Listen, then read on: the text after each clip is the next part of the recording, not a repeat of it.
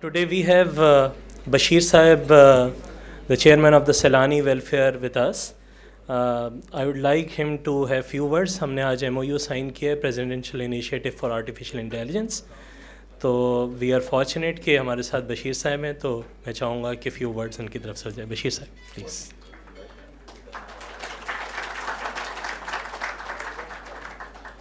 बिस्मिल्लाहिर्रहमानिर्रहीम. माशाअल्लाह आज एक खुशबख्त दिन है कि हमारा आपके साथ एक MOU हुआ है. हमारा सैलानी का आपके साथ मिलना ये कोई दुनियावी मनफियत के लिए नहीं है. अल्लाह का फ़ज़ल है कि हमारे दिल व दिमाग में एक बात बैठी हुई है कि हम पाकिस्तान के ऊपर जो बोझ है, कर्ज़ है, उसको कैसे उतारें. इस सिलसिले में मेरे साथ पाकिस्तान के AQ ख़ान सर ज़िया मौजूद हैं. माशाअल्लाह अल्लाह ने इनको बड़ा एज़ाज़ दिया है.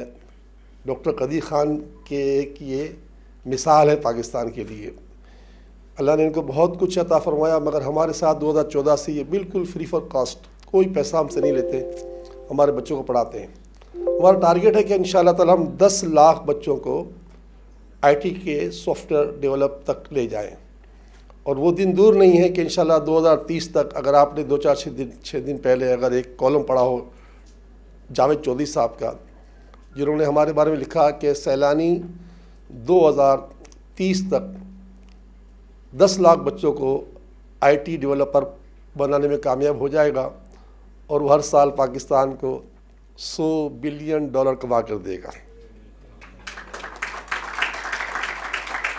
उन्होंने ये कहा कि ये कोई इसको मजाक न समझे, कोई इसको पागलपन न समझे, ये अल्लाह हकीकत बना सकता है. तो बस मैं शुक्रिया अदा करता हूँ आप लोगों का कि आपने मुझे अपने इस डाइस पर बुलाया. तो आपसे दुआ की तलब है कि आप दुआ करें कि हम मिलकर पाकिस्तान का कर्ज उतारें. इंशाअल्लाह ताला वो दिन अच्छे आ ही जाएंगे. अल्लाह ताला हमें अच्छे दिन अता फरमाए. आमीन. बहुत शुक्रिया.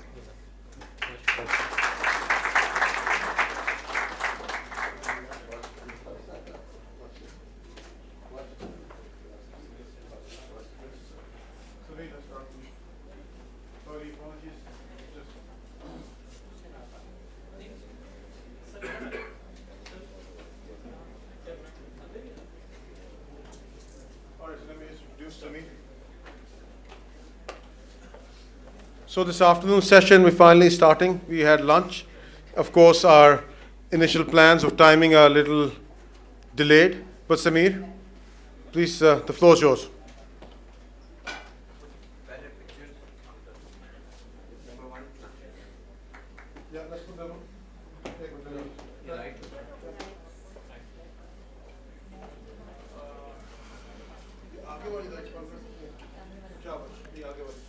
अच्छा, सिर्फ 4 तस्वीरें हैं. दिस इज़ 1993 और बैक एक्चुअली UIT की कॉन्सेप्ट वाज 1992 में शुरू हुआ था. So this is 2 years before the plaques were placed. This is at the house of the Hasham family, and you will recognize left back row our Chancellor, extreme left. All of us have black hair in those days. Yeah. And next to him is his brother Ibrahim, whom we miss here today. His son is here and his grandchildren are here too, I think. Yeah. And that middle one is me. In the center is Seth Haji Hasham Sahib. He was the patron of the family, and he's the man who got everything started. So Dr. Manzoor is on the extreme right. Next to Seth Hashim on the left, on his left is, no, on his right is Dr. Aftab Mufti, and there is a message from him. He will be talking to you for the next 3-4 minutes. There's a recorded message from him. And 2 people from the left of of Haji Hashim is Dr. Leslie Yeager. Now, I can't praise him enough. Marhum, he's passed on since. Yes, that's Dr. Leslie Yeager. He was a 5 times doctor. He had a doctorate from Cambridge, from McGill University, and 3 honorary doctorates. He was the leading bridge designer of the days. And the Liari River Expressway, he presented or prepared the feasibility for it, and it is our good fortune that we made the feasibility, which was for an elevated structure over the Liari River. And while we were talking with him, this idea of Usman Institute I discussed with him, and he and Dr. Aftab Mufti, they were good friends of ours, they volunteered their services, and from that day on, a long relationship developed. And one of the things that happened was we had a relationship with TUNS. TUNS is Technical University of Nova Scotia, which later became Dalhousie University. So in those days, Pakistan, there were only 17 universities. And for UIT to get started, it had to be accredited with some institution. So we chose Technical University of Nova Scotia, Dr. Aftab Mufti, Leslie Yeager. So the delegation from the university came, and we signed a memorandum with them.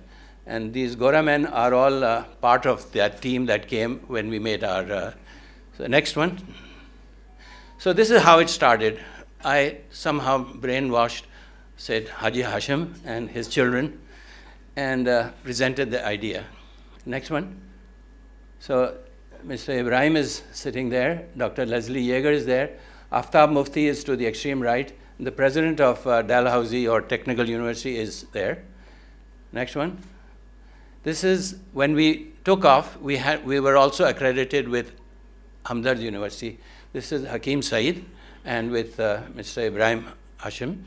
So these are that's it. These are the 4 pictures. I'm just bridging the history from 1993 to today. Okay, my friends, assalamu alaikum. In my last several decades here in Pakistan, we sponsored many seminars and so on. One of the seminars was under the aegis of the Albert Einstein Society. It was a physics society, and we had invited some big names in physics. Some of them were like J.V. Narlikar, who was part of the Big Bang, and there was another pile, people from Rockefeller University and so on. There was a big seminar one day, and I remember Ardeshir Kavasi was there too. And the speaker said, "You people are talking about mathematics? I want you to know one thing. Teach compound mathematics, compound arithmetic. Teach compound arithmetic." What is compound arithmetic? That he was very concerned when he came, this delegation that they came, they saw the proliferation of people, human beings all over. He said, "This is the number, your number today. If you continue to grow at 2%, in 17 years you will double. If you grow at 3%, you will double in 10 years, and so on." This is a thing a message which physics, mathematics brings to us. So when UIT started in 1994, actually, this was one big desert area. There was land. We had plenty of land, few people. We had no competition. We had no other universities in IT or in computer science. So we had the whole world to dream on and to plan ahead. I was very fortunate because I had absolutely no resistance to any of the ideas that I was. So if I was able to convince Haji Hashim and his family, and they were so generous, they agreed on everything that I mentioned. I brought in our first director, Dr. Aziz Najam, who's here, and we chose the seminar, the curriculum, the courses, we chose the site, the architectural design, we selected the faculty, we selected the students, we made all decisions within minutes. I mean, there was no friction at all. It was the dream, the idea, and then it evolved. I'm saying this because times have changed. In this last 30 years, the world has moved on. We have doubled, tripled our population, and there's resistance, there's problems galore. But today is 2021, almost 2022. Imagine what it's going to be in the year 2050. I am so glad I won't be around. But the challenge is for all of you, especially those of you in the back there. You better wake up. You better wake up. You can't go to the old ways. You have to think new. Elon Musk is talking about going to Mars and outer space. And the Indians are circling around the moon, around Mars. The Chinese have a plan to go to the backside of the moon. Where are we? Where are we? Okay, you know, and I know where we are, but we better change. So this opportunity that we have 30 years after 1993, it's a godsend opportunity. And I'm so happy that the Hasham family continues to show that interest, continues. This is the second generation. The third generation is also here today. But we can't leave it to them alone. We have to help them. They have to help us. It's part of a struggle for the future of those people in the back seat. Okay, I don't have much to say. I'm going to introduce we have to plan for this university. This university is going to be around for many decades, maybe centuries from now. So we have to plant the seed. You know, when the Big Bang occurred, it was the first second or first few microseconds or milliseconds which laid out the history of the rest. The seed then grows into a tree, into a plant, which grows into a tree, which becomes a jungle. The seed, the quality of the seed is very, very important. The decisions that are made at concept time, they lay the foundation for the future. So 30 years ago, when UIT was planned, maybe we made some mistakes, but one of the good decisions we made was we chose the attitude was right. We were to innovate, we were to have bright young people. We had Salman Ahmed, one of our faculty members, he's a member of our advisor. He was from MIT, he was one of the best physics teachers in the city. In Karachi, there was none who could compete, except my brother, but he was not around those days. So Salman Ahmed had joined our faculty, and we were really building up that group. Dr. Aziz Najam was the first director. Today, let me move now to the future. We have another opportunity. We have a very good director who is a provost and hopefully will be vice chancellor, but he has to set the pace forward. We we're very fortunate that we have a group of extremely talented, we have selected a team of advisors, because no one person is wise enough. When you have a group of people guiding you, it gives you a lot more, because the complexities are so much greater today. So I'd like to introduce each of the members of our advisory committee. Let's start with Salman Ahmed is not here. He's just had to leave last night. He had to go out of the country. Let me start with Saud Hashmi. Saud, where are you? Okay, can you please stand up? So,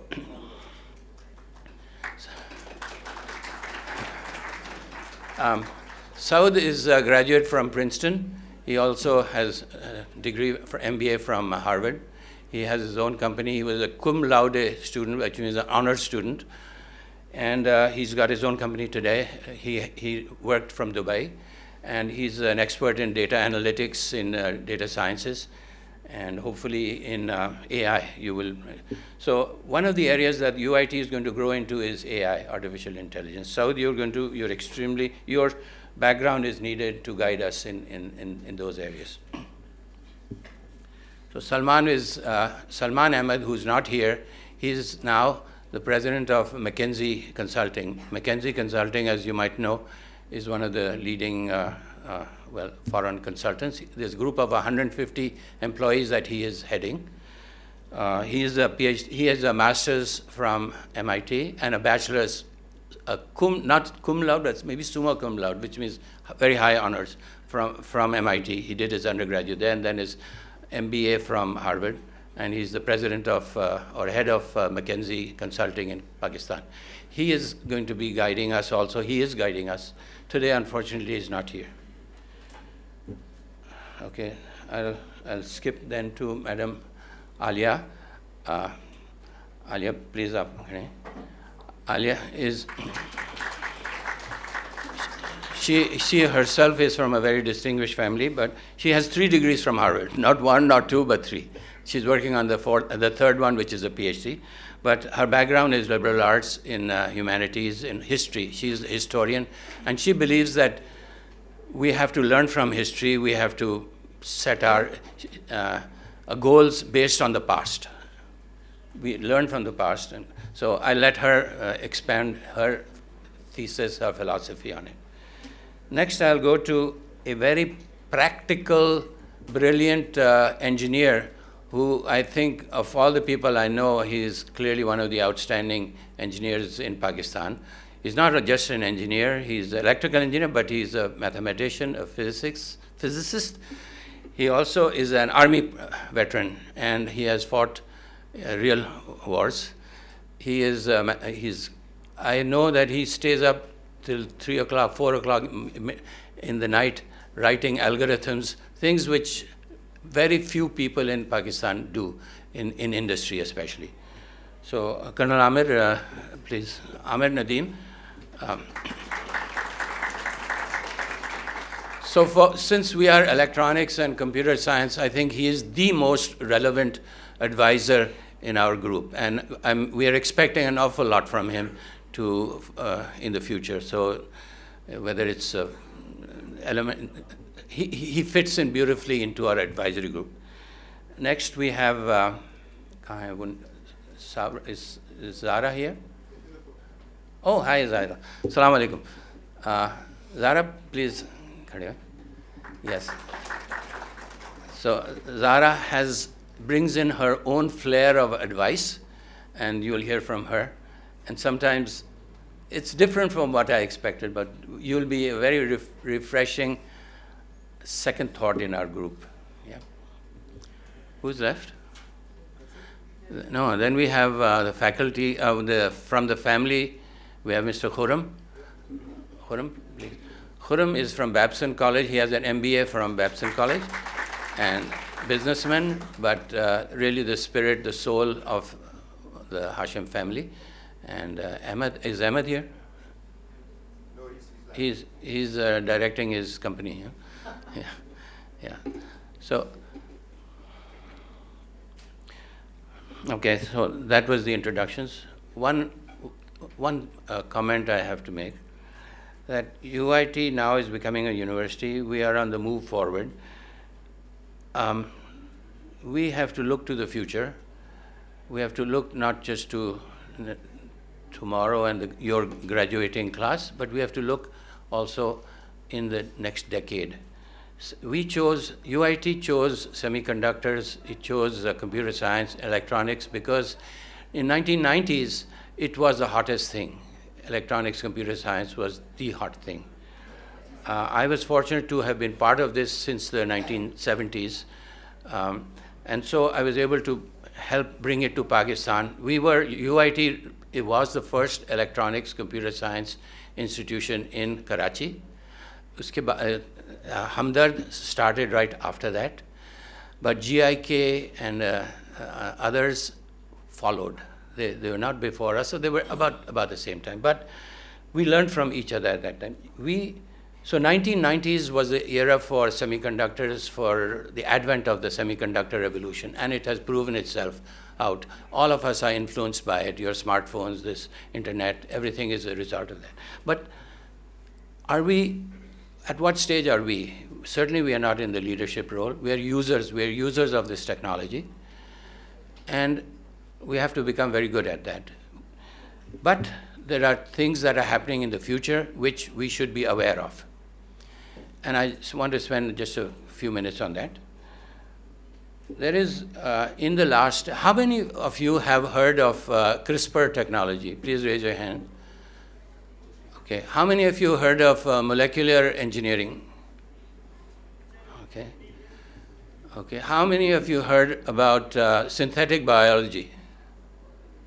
Okay, only Dr. Shoaib knows. Shukar hai, हमारे director साहब जानते हैं, लेकिन उसके अलावा और कोई नहीं जानता है. And you know, I've asked this question so many times. I've Vice Chancellor of Quaid-e-Azam University. I met them. I met Comstech. Every time I go to Islamabad, even there was a PhD from Oxford who he had never heard of these terms at all. But the writing is on the wall. In the last 10 to 20, last decade or two, there have been amazing developments going on in it. We have to be aware of it, because it's going to come like the COVID-19. It was a war of viruses. It is becoming the war of viruses. the vaccine was developed because some people were ahead of it. CRISPR was developed in 2013 by this professor in Berkeley with a French professor. And she got the Nobel Prize last year, 2020. And I remember following her on TED Talks. आप लोग TED Talk देखते हैं, सुनते हो? Huh? Yes, no? Yeah, okay, many of you do. So I got introduced on TED Talk, and I remember her prediction. This was in the year 2014. She said by 2017 she expects kits, K-I-T-S, kits to be sold in the marketplace of using CRISPR technology. Basically what it is by using the DNA molecule is the basic building block of cells of human tissues. By changing the order of the DNA, you can develop different properties. Now, DNA is on plants, on animals, on all living organisms. They have. Now, by simply understanding the pattern of the DNA molecule, you are able to change the property of it. Very, very important. In computer science, you have a binary system, zeros and ones.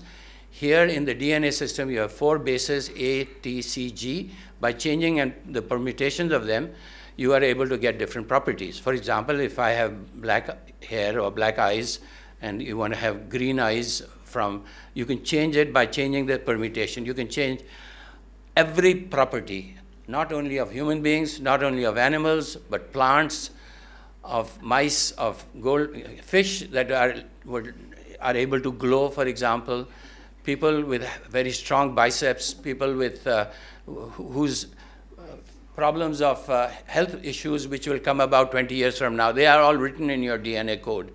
But now, for the last 15 years, there has been intense study on the genome, on the human genome, which started in the Bill Clinton era about 15, 20 years ago.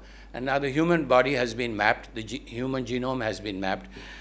But by understanding this combination, these codes, you are able to create different properties. And these properties enable, you learn from trees, the properties of redwood trees, for example, of plants, of fleas. You learn from one set of DNA code, and you can. So what they're making is very strong fabric by getting the DNA code which they've understood from the redwood forest in California, for example. You're able to make very thin sheets of metal or equivalent of metal which have higher strength than steel. Now, can you imagine that? By simply changing the code, like today, when your binary system, from the you have video, you have sound, you have text, all because of binary combinations. But when you have a combination of hexadecimal with 4, how much more it can be. So the world is going to be a different place. They are able to now make DNA storage of information.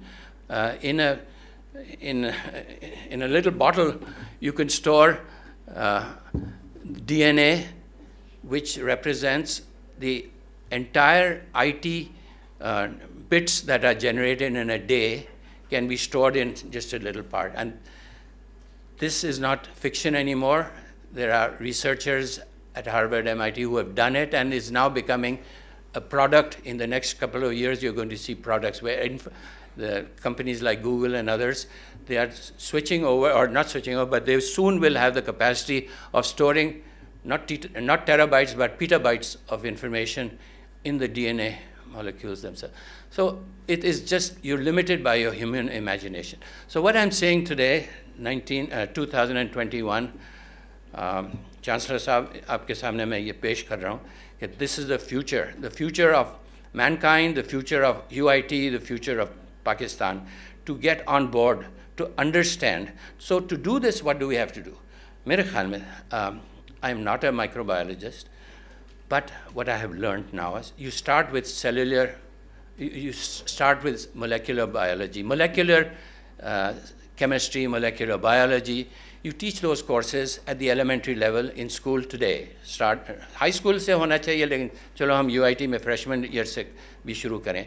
Hire one or two good people from microbiology or from the University of Karachi or practicing. Start these courses up. It'll take 1 year, 2 years, 3 years, 4 years. 4 years mein, you're going to have a pretty good foundation. Well, it's the beginning. It's the beginning. Right now, it's zero. It's absolutely negative. 4 years, you will have a group of biologists, and then cellular biologies and molecular biology. These are you will learn more, and it's not very difficult. It's very rational because it's similar to information technology. Instead of having binary codes, you will have hexadecimal code. And in fact, there's a crossover between this field and semiconductors, where presently you can have substrates which are pre-done, just like in the making of VLSI code, you have, or in microcontrollers, you have substrates. You will have substrates of in terms of molecular biology for basic products, and then you can add on to those products to refine it. For example, there's already talk about making of insulin. Insulin ke liye there's a substrate, and by modifying it, you can get different properties. So whether it is pharmaceutical industry or it is medical, agriculture is one of the biggest employers of this. You know, there is already in the United States, they're making beef without having any cows or bulls. They're manipulating genes. They're building it in the lab. They're growing steaks in the labs. So there's no end to it. There's no end to it. That's all I want to say. I want to alert our group, and when I asked you, there's hardly 3 or 4 of us who had ever heard of these terms. But please pay attention to it. Let's start. Go on YouTube and start looking up CRISPR.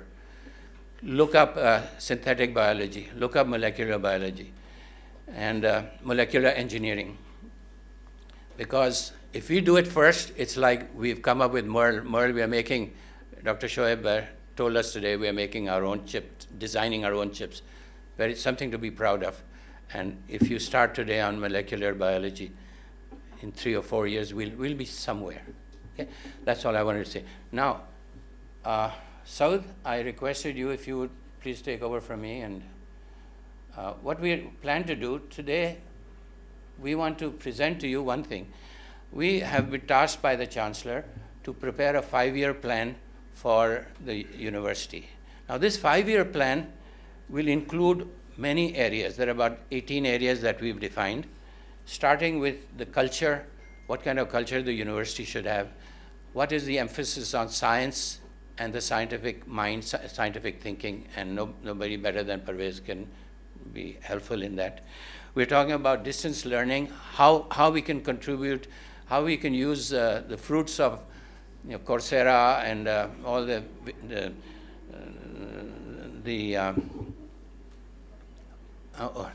online services, online courses, which are available for free in many cases. How our faculty can take advantage of that and then take that knowledge down to the student level. We also want to discuss or talk about the culture of liberal arts, of humanities, of social sciences, of ethics, of culture, of history. We want to discuss that. We want to have put that in a document form such that it'll help guide the Usman Memorial Foundation and the university when it is developing its resource generation plans. We need to know why we want to generate those resources. What are we going to use it for? So we are going to discuss it in our advisory board. We're going to think it over, talk it through, and come up with these ideas. We'll also talk about new courses, new curriculum, which direction that part should go. And we're very fortunate. The whole thing is that this is now possible because we are going to be a university.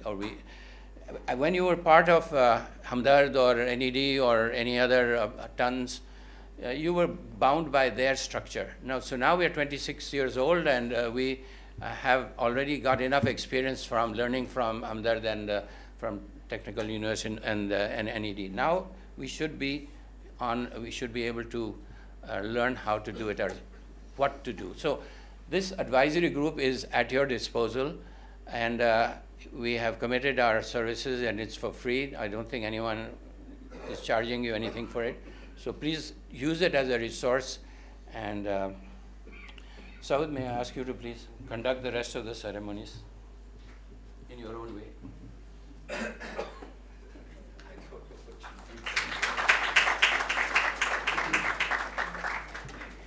Assalamu alaikum, everyone. What I thought was going to be a 2-3 minute speech, somehow as I came up here, Samir told me that conduct the rest of the ceremonies. So I will start with my speech and then we'll take it from there. I had the privilege of being here before. I think that you have a unique opportunity. The opportunity is that you are at the size and scale that you can actually make something different happen. And also as you make it happen, I think you can be a great role model for how to do this right in Pakistan. I'm not an educator in the sense that I haven't taught at university, I haven't been part of academic institutions, so I'm going to give you some key things that I think you should keep in terms of principles. Obviously the subject areas, etc., are things to be decided together, but at least there are certain principles that I have which I thought would be worthwhile sharing. The very first of those, there's one of my favorite philosophers, Confucius, was if those of you who knew him, very interesting fellow, but he said something which I've kept my entire life. And he said something, he said, I hear and I forget, I see and I remember, I do and I understand. So the very first thing which I would just encourage you to do is that whatever path you do take as Usman Institute of Technology, it should be a path where your students are actually doing the work, because understanding is not about teaching in classrooms. Understanding a subject is actually about doing the work. So being a actual research and a teaching university actually is very, very important. I'd encourage everyone to basically be pursuing any of the courses you do. I think there has to be this type of a practical element to it. The second thing which ties to it is the fact that I think whatever people are educated in, they should be, first and foremost, you're trying to get people to be good problem solvers. So the other thing I'd say is that rather than try and teach people how to do, I would encourage in almost all of our coursework to teach people how to think so that they can do. It's a subtle difference, but I think it's very important. In Pakistan in particular, most of the teaching in this country is, this is what it is, please learn it. Which is not my view on teaching, that's a view on how you gain knowledge. If you really want to understand what to do, somebody has to tell you, take this knowledge, take this way of doing it, understand another way of doing it, and go apply it. So I think that I would just encourage us that whatever we do develop should be on those lines. The last thing which I'll say, and I think I'm a great believer, Samir mentioned I did economics. I'm a great believer in this idea of comparative advantage. So when I think about you in the context of universities, I think about what is it that UIT has, which perhaps not a lot of other universities have in the world or can offer. And I can only come up with one thing, which is you have Karachi.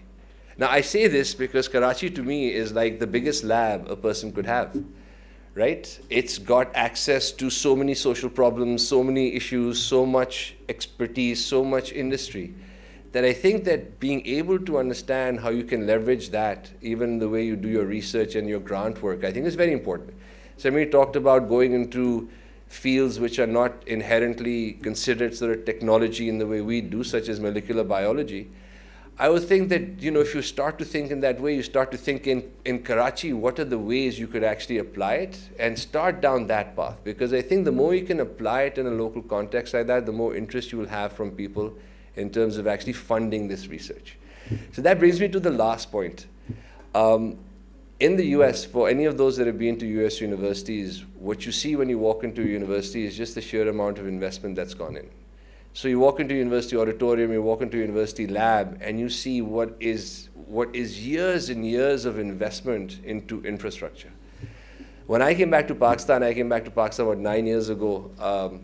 The one thing I learned about Pakistan is that there's never enough money and everyone is trying to make do. And I think this is just inherent in us. You know, Mari, people in Pakistan talk about this idea of jugaad.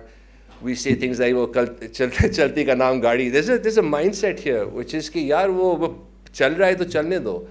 And almost everything I see in this country is sort of past its, as they say, you know, it's sort of like usable date.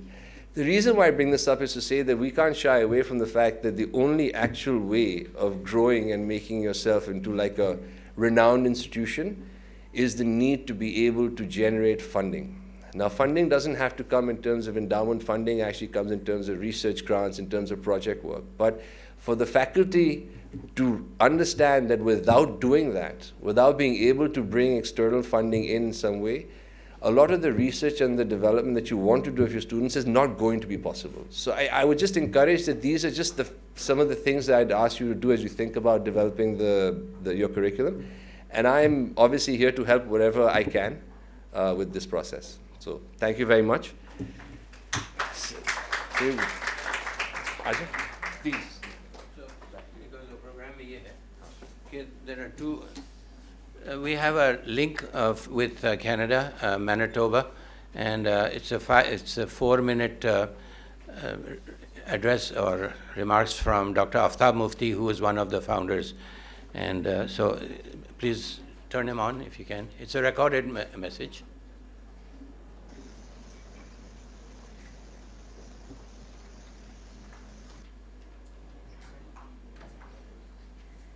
And then after that, we have a brief address by Dr. Shaukat Hamid.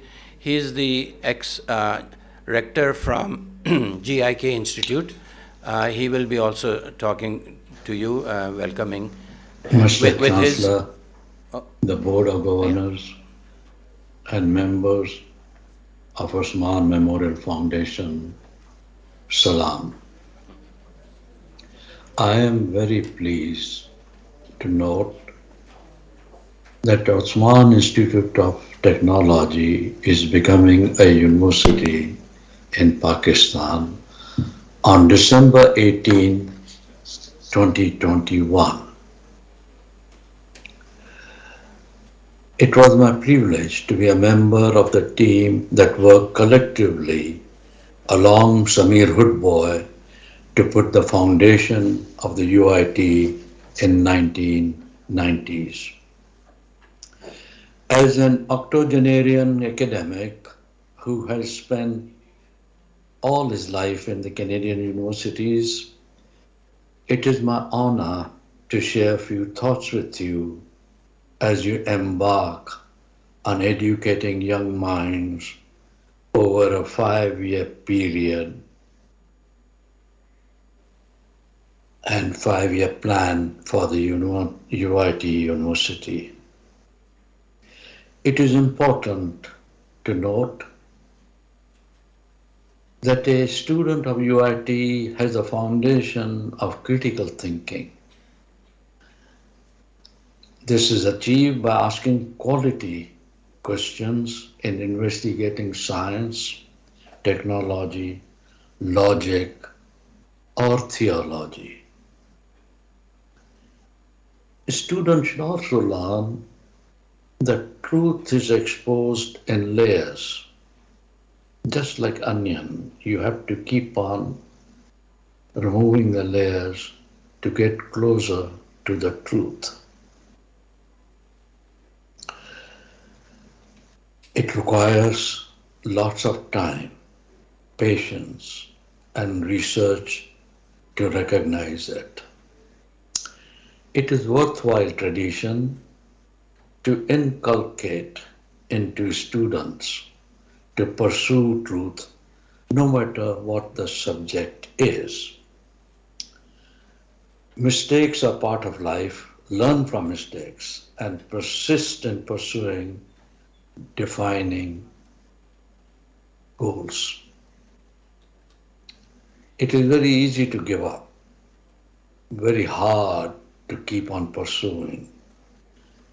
Your educated mind with UIT will give it, will have a persistence in the temperament of an individual who has graduated from UIT. Family, students should recognize, is a civilized part of our life. Invest in it.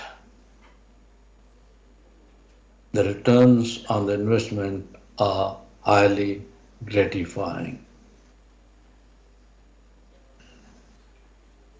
Build a society that believes in equality, rule of law, justice, kindness, and love of life on this earth. When we will respect each other, love life around us,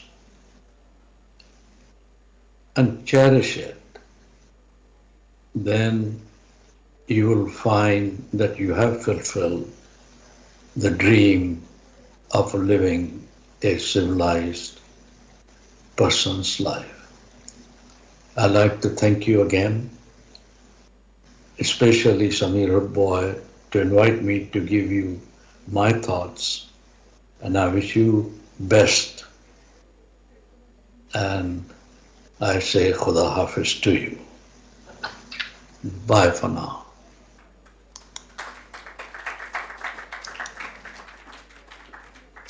This is a Q&A session with Dr. Pervez Hoodbhoy, and I will request, where are you, Saud, or somebody else to moderate the Q&A sessions? Yeah, thank you, Dr. Shoaib. All right, तो अगर आप लोगों को you guys can hear me in the back? आवाज आ रही है? जिसमें lecture voice, but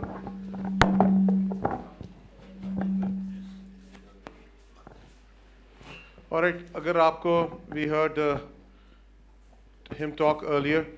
Some of the students were not there, but he talked about how important it is for us to pursue quality. Is that would you agree with that, Pervez? Right? Amongst other things. Or let's just, the other way I look at it is that there's no substitute for quality. It's a non-negotiable, right? And अगर आपके कोई सवालात हो, तो please, this is a good time to ask them. Okay, how do we get there? You know, the thing is कि एक advantage ये है कि he's taught in public sector, he's taught in private sector, he knows Karachi, he knows Lahore, he knows Islamabad, right? तो अगर आपको कोई जो बोले कि जी मैं ये करना चाहता हूँ या करना चाहती हूँ, this is the challenges I have, you can ask him.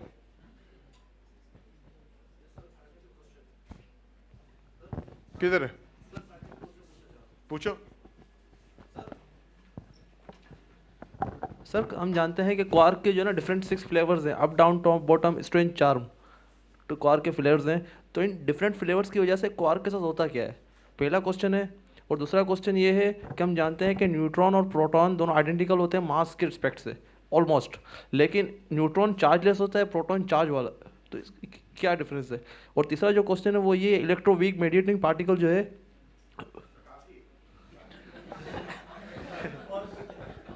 तुमने 3 चैप्टर कवर कर लिए.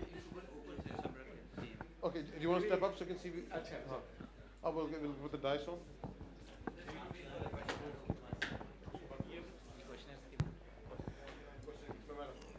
तो इनका सवाल आपने सुना कि क्वार्क्स के 6 अक़साम क्यों हैं जिनको फ्लेवर्स कहा जाता.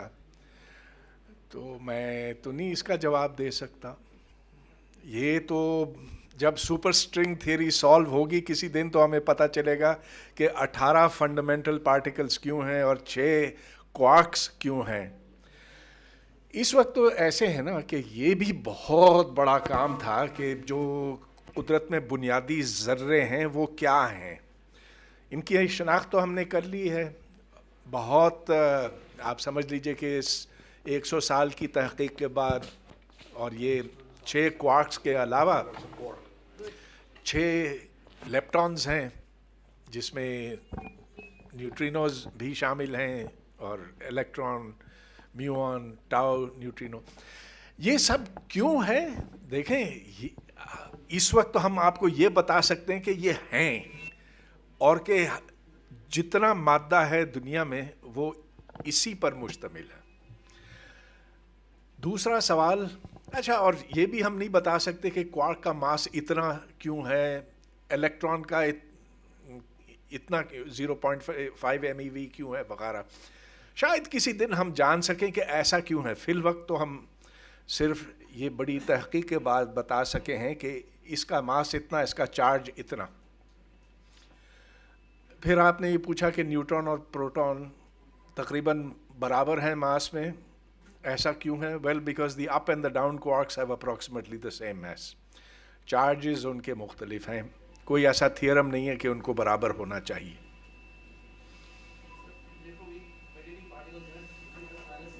ہاں، تو جس طرح چارج اور چارج کے بیچ میں ایک فوٹون آگے پیچھے جاتا ہے اور اس کی وجہ سے ان کے درمیان کشش پیدا ہوتی ہے یا دھکیل پیدا ہوتی ہے، تو اسی طرح جو الیکٹروویک انٹریکشن ہے تو Z0 بوزون یا W+ یا W- بوزون ایک کوارک اور دوسرے کوارک کے بیچ میں آگے پیچھے جاتا رہتا ہے، اور جس کی وجہ سے ویک انٹریکشن بنتا ہے ان دونوں کے بیچ میں.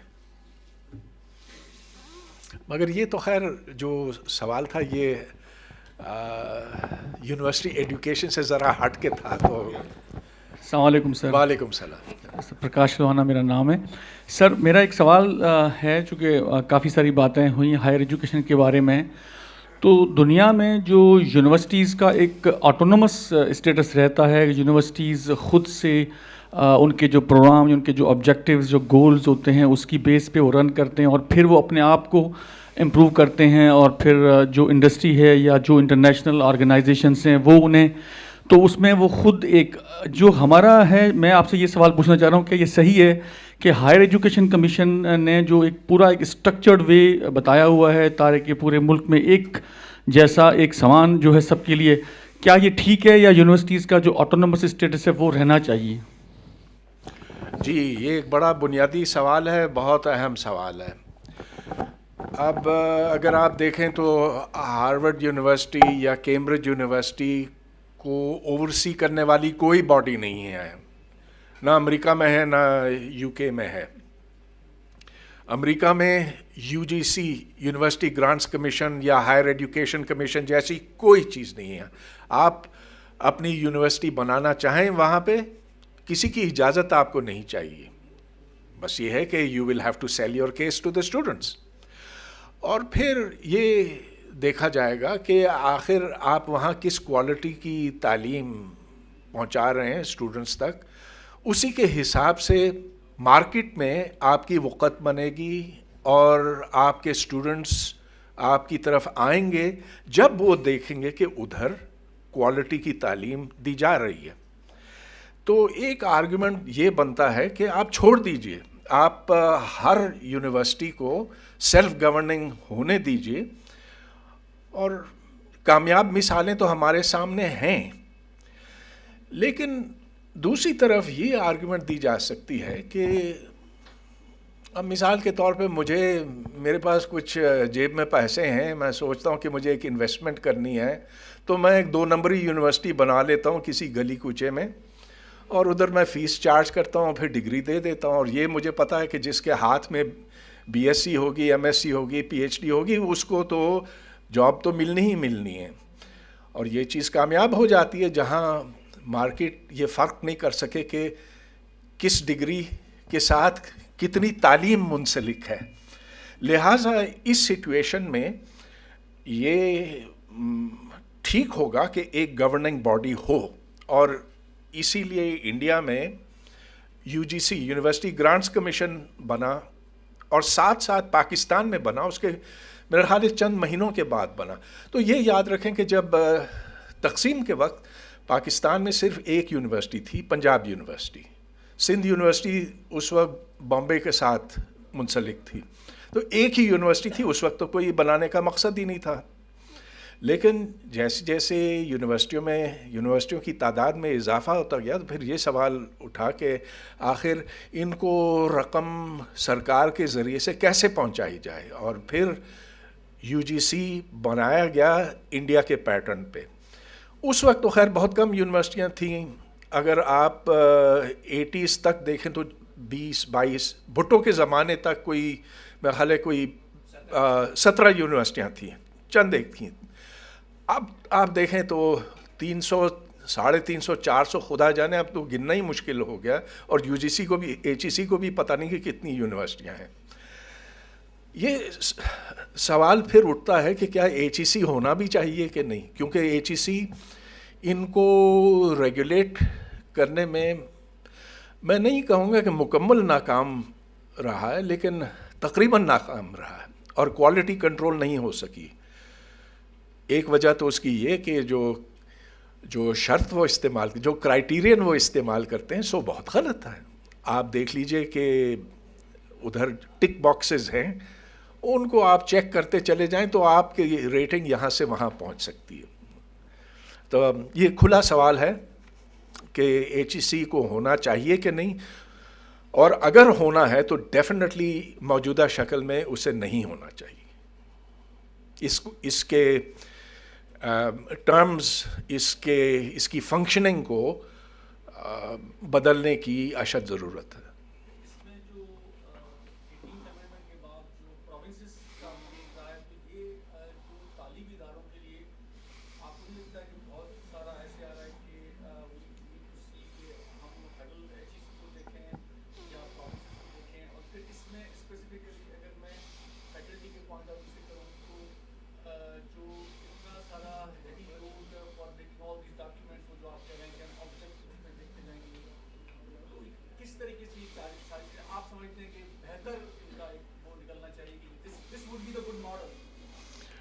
اچھا، تو ایک تو یہ کہ اس وقت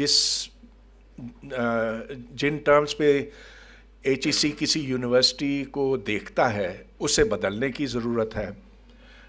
میں نے آج صبح کے وقت یہ بتانے کی کوشش کی کہ جو نمبر آف پبلیکیشنز ہے یا پی ایچ ڈی پروڈکشن، اس کو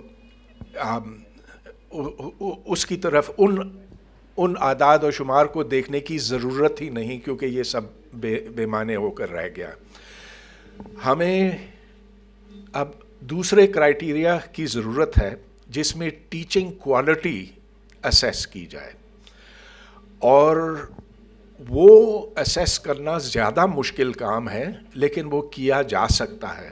تو اگر آپ کچھ منیمم کرائیٹیریا رکھیں اور ساتھ ٹیچنگ کرائیٹیریا واضح کریں تو میں سمجھتا ہوں کہ یہ کیا جا سکتا ہے، اور ایچ ای سی کو یہ کرنا چاہیے. میں اس بات کے حق میں نہیں ہوں کہ ایچ ایس سی کو ختم کیا جائے، جیسا کہ آج کل بہت سے لوگ کہہ رہے ہیں. جہاں تک فیڈرل ایچ ای سی اور پروونشل ایچ ای سی کا تعلق ہے، اب چونکہ تعلیم کو ڈیوالو کیا گیا ہے تو اس میں اعلیٰ تعلیم بھی شامل ہے، اس میں کوئی شک نہیں ہے، لیکن ایسا ہوا نہیں ہے کیونکہ جو فیڈرل گورنمنٹ سے رقم آتی ہے یونیورسٹیوں کے پاس وہ تو ایچ ای سی کو جاتی ہے. لہٰذا 18th امینڈمنٹ پر میرا خیال ہے عمل درآمد نہیں ہوا ہے اس شعبے میں، اور اس وقت تو ایک بہت کنفیوژن کا عالم ہے، اور یہ کافی سالوں سے ہے. اس پر بہت سنجیدگی سے غور کرنے کی ضرورت ہے.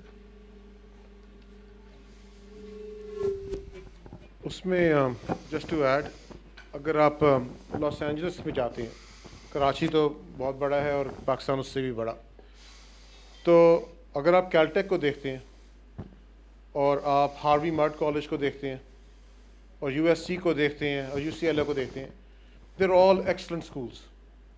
And Harvey Mudd and Caltech are competing for the same kind of students that go to MIT, and these are not the best, but the really, amongst the best students in the world. مگر جب آپ دیکھتے ہیں کہ Harvey mid پہ کس طرح پڑھایا جاتا ہے اور کیلٹیک میں کس طرح پڑھایا جاتا ہے تو بہت زمین آسمان کا فرق ہے. جو ڈاکٹر صاحب نے بات کی, آئی تھنک کہ ہمارے یہاں اگر میں ریگولیٹر ہوتا تو میرے لیے بھی دشواری ایک بہت بڑی ہوتی کہ جہاں میں نے ایماندار لوگوں کو ویریشن لانے کی یا انوویشن لانے کی یا اپنے نئے کوئی انداز لانے کی اجازت دی, وہاں پہ ایک اچھے کے ساتھ 6 بے ایمان چور لوگ اس چیز کا ناجائز فائدہ اٹھائیں گے. تو ڈاکٹر صاحب اگر آپ شیئر دیٹ کہ this to me is a major dilemma کہ how do you let good people have room to very to breathe, because what happens is that the people who are not so good are much better at taking advantage, all sorts of undue advantages of it. And that to me is a fundamental challenge that we're facing now in this country. جو doctor صاحب آپ نے بات کی وہ صرف تعلیم پر نہیں پورے سماج پر صادق آتی ہے کہ جہاں بے ایمانی کو قبول کر دیا جاتا ہے, جب اس کو ایک معمول کے طور پر مانا جاتا ہے تو پھر اس سماج کی ترقی کی اس سماج کو آگے بڑھنے کا موقع پھر نہیں ملتا, وہ رستے پھر بند ہو جاتے ہیں. لہٰذا پورے سماج میں نئے اقدار کی ضرورت ہے. اچھا, لیکن جہاں تک تعلیم کا تعلق ہے, دیکھیں اگر آپ کے پاس 2 چیزیں ٹھیک ہوں, ایک تو یہ کہ اسٹوڈنٹ ان پٹ اور پھر فیکلٹی ٹیچرس. جہاں تک اسٹوڈنٹس کا تعلق ہے تو آپ دیکھیں کہ دنیا جہاں میں انٹرنس ایگزامز ہوتے ہیں, یونیورسٹی انٹرنس ایگزامز ہوتے ہیں, اور وہ بامعنی ہوتے ہیں اور وہ ایسے ہوتے ہیں کہ آپ اچھے اسٹوڈنٹس چن سکتے ہیں. کچھ بہت سخت ایگزامز ہوتے ہیں جیسا کہ IITs میں ہوتے ہیں, انڈین انسٹیٹیوٹس آف ٹیکنالوجی. وہاں تو دیوانگی کی حد تک ہے, میں یہ کہوں گا, کیونکہ 100 اسٹوڈنٹس میں سے ہر out of 100 students 1 get selected. اور جس طرح سے وہ اس کی تیاری کرتے ہیں دیوانہ ہو کر, جو اس کے بڑے برے اثرات بھی ہیں, کیونکہ نفسیاتی طور پر جن کو داخلہ نہیں ملتا وہ پھر بالکل اپنے آپ کو بیکار ناقص سمجھتے ہیں. لیکن اس کا جو مثبت اثر ہے وہ یہ کہ جو بہترین اسٹوڈنٹس ہیں وہ پھر ان اداروں میں آتے ہیں, IITs میں آتے ہیں, TIFR میں آتے ہیں, اور انڈیا کی جو بہتر یونیورسٹیز ہیں ان میں. اب انڈیا میں بھی 2 نمبری یونیورسٹیاں بہت ہیں, شاید ادھر سے زیادہ ہیں کیونکہ بڑا ملک ہے, لیکن ادھر کی جو بہترین یونیورسٹیاں ہیں وہ تو دنیا کی اچھی یونیورسٹیوں کے ساتھ کمپیٹ کرتی ہیں, اور اس میں اسٹوڈنٹ باڈی کا اچھا ہونا بہت ضروری تھا. جہاں تک پروفیسران کا تعلق بنتا, دیکھیں اس پر تو میں کافی بول چکا ہوں کہ do not look at number of publications, وہ اب بے معنی ہو کر رہ گیا ہے. لیکن پھر آپ کیسے جج کریں گے کہ کس کو ٹیچر ہونا چاہیے, کس کو نہیں ہونا چاہیے کسی انسٹیٹیوٹ میں یا یونیورسٹی میں؟ ایک بات تو یہ ہونی چاہیے کہ بھائی آپ اس کو کھڑا کر دیں بورڈ کے سامنے اور اسے کہیں کہ بھائی سمجھاؤ, اپنے جو سبجیکٹ کے اصول ہیں سادہ الفاظ میں بیان کرو تاکہ ہم بھی جان سکیں, ہم جو ایکسپرٹس نہیں ہیں لیکن پڑھے لکھے لوگ ہیں, ہم جان سکیں کہ تمہارا سبجیکٹ کیا ہے اور تم کس طرح سے پڑھا سکتے ہو. تو یہ بالکل ممکن ہے, ایسا ہونا چاہیے. اب یہاں میں یہ دعوے سے کہہ سکتا ہوں کہ بڑے پریشرز ہوتے ہیں. جب میں چیئرمین تھا فزکس ڈپارٹمنٹ کا تو میرا اصرار یہ تھا کہ دوسرے ڈپارٹمنٹ سے ہٹ کے ہم فیکلٹی کو بٹھائیں اس کمرے میں اور اس کینڈیڈیٹ سے کہیں کہ ایکسپلین یور فیلڈ, یا اس سے سوال کرتے. اور ہاں 1-2 ایسے تھے جو ہمیں پسند آئے, جن کو ہم نے لیا بھی, وہ اب فیکلٹی ممبرز ہیں بھی. لیکن کچھ ایسے تھے کہ نہیں, ان کو نہیں ہونا چاہیے, ان کو کچھ بھی نہیں آتا, وہ بھی آ گئے. اب پریشرز ایسے کہ میں نے تو اپنا استعفیٰ دینا چاہا اس وقت, لیکن فائدہ نہیں ہوتا کیونکہ دوسرا چیئرمین آ جاتا اور اس بندے کو تو آنا ہی آنا تھا. لہٰذا ان پریشرز کو ان کا کیسے مقابلہ کیا جائے, میرے پاس اس کا کوئی گر نہیں ہے, لیکن وہ کرنا ہوگا. فیکلٹی, اچھی فیکلٹی چنی جا سکتی ہے, اس کا ایک رستہ یہ ہے. دوسرا یہ کہ آپ دیکھ لیجئے کہ اس فیلڈ میں اس شخص کی کوئی اصل کنٹریبیوشن ہے کہ نہیں. پیپرز کو چھوڑ دیجئے, لیکن پتہ چل جاتا ہے کہ کون کتنے پانی میں کھڑا ہے. جی السلام علیکم. یہ کامران جمیل, آپ نے آج صبح بڑی اچھی بات کہی کہ ہمیں ہر ڈسپلن میں تحقیق اور تعلیم دینی چاہیے, اور دین یو ایمفیسائزڈ کہ آئی مین اٹ, ہر ڈسپلن کا مطلب ہے ہر ڈسپلن. لیکن ہر ڈسپلن مارکیٹ ڈریون نہیں ہوتی ہے, اور ہر کسی کا انٹرسٹ بھی پھر اس طریقے سے نہیں ہوتا ہے. تو تعلیم اور تحقیق کو بڑھانے کے لیے جس طرح سے باہر کی یونیورسٹیز میں ہم دیکھیں کہ there are ample fundings, donations, and people are inclined towards investing in the education sector. جبکہ ہمارے یہاں people are more inclined towards short term gains. Maybe آپ capital میں ڈال دیں, estate میں ڈال دیں, shares میں ڈال دیں, things like that. So how we can build as an institution or a university in promoting a sense of contributing towards the education, investing in the education. So جو وہ آپ کا ایک بہت ہی خوبصورت خواب ہے کہ ایک یونیورسٹی آ رہی ہے اور وہ ہر فیلڈ میں تحقیق اور تعلیم کو آگے بڑھا سکے. ہر یونیورسٹی ہر فیلڈ کو آگے نہیں بڑھا سکتی. میں نے کہا کہ وہ ایک خیالی چیز ہے, لیکن کاش کہ ایسا ہو سکتا ہے. زیادہ سے زیادہ ایک یونیورسٹی کو کرنا چاہیے. جہاں تک پیور اور اپلائیڈ کی بات ہے, ظاہر ہے کہ ایک بیلنس کی ضرورت ہے. آپ ساری انویسٹمنٹ پیور سائنسز اور آرٹس پر نہیں لگا سکتے. کچھ ایسے ہیں جن کا بہت ڈائریکٹ اپلیکیشن ہے, انجینئرنگ ہے, میڈیسن ہے. Philosophy will never have any market value, یہ بات تو بالکل طے ہے.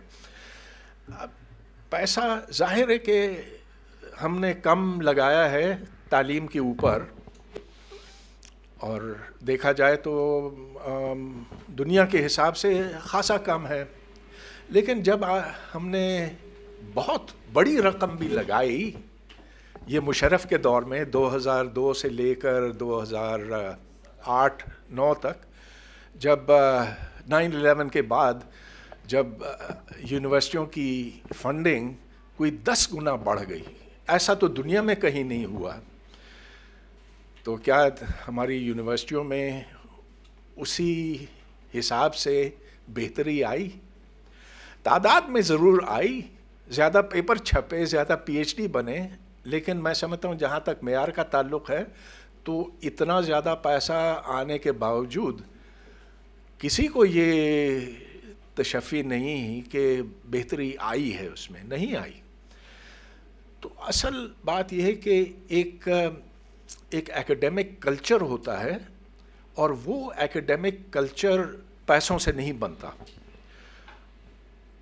وہ ایکیڈیمک کلچر پاکستان میں تھا نہیں شروع دن سے, اور ہم اگر اور پیچھے چلیں نا تو 300-350 سال پہلے 400 سال پہلے چلے. مغلوں نے تو بڑی شاندار عمارتیں بنائیں, باغات بنائے, مقبرے بنائے, یونیورسٹی کوئی نہیں بنائی. اس وقت تو بس ایسے تھا کہ حکومت چلانی ہے, نئی چیزوں کے بارے میں سوچنا نہیں تھا. وہ ذہنی طور پر تیار نہیں تھے کہ نئے آئیڈیاز کو قبول کیا جائے. یہ وہ سائنسی انقلاب کا زمانہ تھا.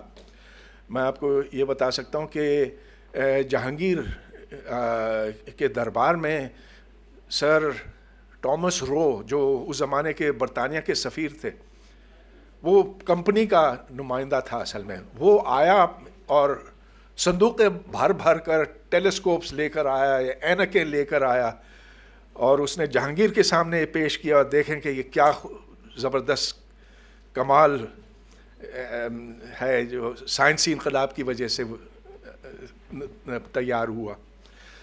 تو لوگوں نے کوئی خاص دلچسپی نہیں لی. انہوں نے کہا کہ اچھا یہ کتنے کا ہے, ہم خرید لیتے ہیں. خرید تو لیا لیکن یہ نہیں پوچھا کہ یہ کام کیسے کرتا. نتیجہ یہ کہ آج بھی نا چائنا سے مال آتا ہے. اچھا چائنا کا مال ہم خرید تو لیتے ہیں لیکن ویسے بنا نہیں سکتے, نہ بنانے کی خواہش ہم نے ظاہر کی ہے. So it is the academic culture which needs to be change, اور وہ پیسوں سے نہیں چینج ہوتا. اگر تو ایکڈیمک کلچر ہو تو پھر پیسہ بھی آ جاتا ہے کیونکہ تعلیم کی قدر ہوتی ہے, لیکن صرف پیسوں سے نہیں آتا. ڈاکٹر صاحب, ایک تو آپ نے جو بات کی فلسفے کی, Damon Horowitz was the director of engineering for a company you've probably all heard of called Google. So he was also from your alma mater. So he is on record as saying that the best training for a startup in Silicon Valley is a PhD in philosophy or humanities. He says that جو بات ہم کر رہے ہیں فلسفے کی, وہ یہ کہہ رہے ہیں کہ I mean he has an undergraduate in computer science from MIT, and he says کہ what these humanities are now, why they're so necessary, is what we talked about earlier in my talk too, complexity. You know, a lot of our things are, you know, V is equal to IR, F is equal to MA. We don't train ourselves. But when you start reading humanities, you start looking at things from different viewpoints, different facets. You're forced to exploit that. And they say that training, in combination with your scientific training, gives you a way of applying your technology, your sciences, your engineering to humanity in a better way. So what to say that I think that's, you know, this is, we hope that it goes this way. But what it needs in both those things is competence and excellence, right? You know, diligence, effort. جو دوسری بات ہم اب دیکھ رہے ہیں, and I raised this issue with HEC once, and I was surprised at their answer. Let's just say not pleasantly surprised either. کہ ایک میٹنگ ہوئی تھی وائس چانسلرز کی, میں نے ہاتھ کافی دیر کھڑا کیا تھا, آن لائن تھی. تو اس کے بعد انہوں نے مجھے کہتے ہیں call on me, but after the meeting I called up. میں نے کہا کہ دیکھیں میں تو پڑھا رہا ہوں پاکستان میں 2009 سے, not as long as you. پہلے این ڈی میں پڑھایا, پھر حبیب میں, پھر یہاں پہ. اور میں دیکھ رہا ہوں کہ ہمارے یہاں اتنے سارے قابل ذہین اسٹوڈنٹس آتے ہیں, اور ان کو جو دشواری ہوتی ہے وہ صرف انگریزی کی وجہ سے ہوتی ہے, بلکہ صرف انگریزی کی وجہ سے نہیں, لیکن ان کو ایکسپریشن میں ہوتی ہے, اور اس کی وجہ سے ان پہ ایک بہت انڈیو برڈن ہوتا ہے. تو دنیا میں مختلف طریقے ہیں اس کو اوور کم کرنے کے. آپ اسیسمنٹ ٹیسٹ لے لو, آئلٹس لے لو, اور آپ بولو کہ یار جو لوگ بینڈ 2, بینڈ 3, بینڈ 4 میں ہیں ان کو ہم انگلش میں نہیں ڈالیں گے. ہم ایک اور ہوتا ہے ٹی سال, teaching of English to students of other languages, things like that. These are very evolved things, and it's nothing like that you have to create on your own. But then you give them a slightly different path and you get them to the similar destination, you know. تو میں نے ان سے بات کی کہ جی یہ جو چیز ہے اس کو تو آپ نے ایڈریس نہیں کیا. آپ تو سمجھ رہے ہیں کہ آپ کا کریکولم جو ہے انگلش 101 کے برابر کا وہ سب پہ چلے گا, اور وہ نہیں چلتا. اور 10 سال سے تو میں دیکھ رہا ہوں نہیں چل رہا. ہمارے جو استاد ہیں, میرے ساتھی بیٹھے ہیں, دے ریئلائز کہ ہم کو بہت چیز انگلش کے لیکچر کے بعد ساتھ ساتھ جملہ ب جملہ ساتھ ساتھ اردو میں سمجھانی پڑتی ہے. جو ایچ ای سی کے نمائندے کا جواب تھا وہ افسوسناک تھا.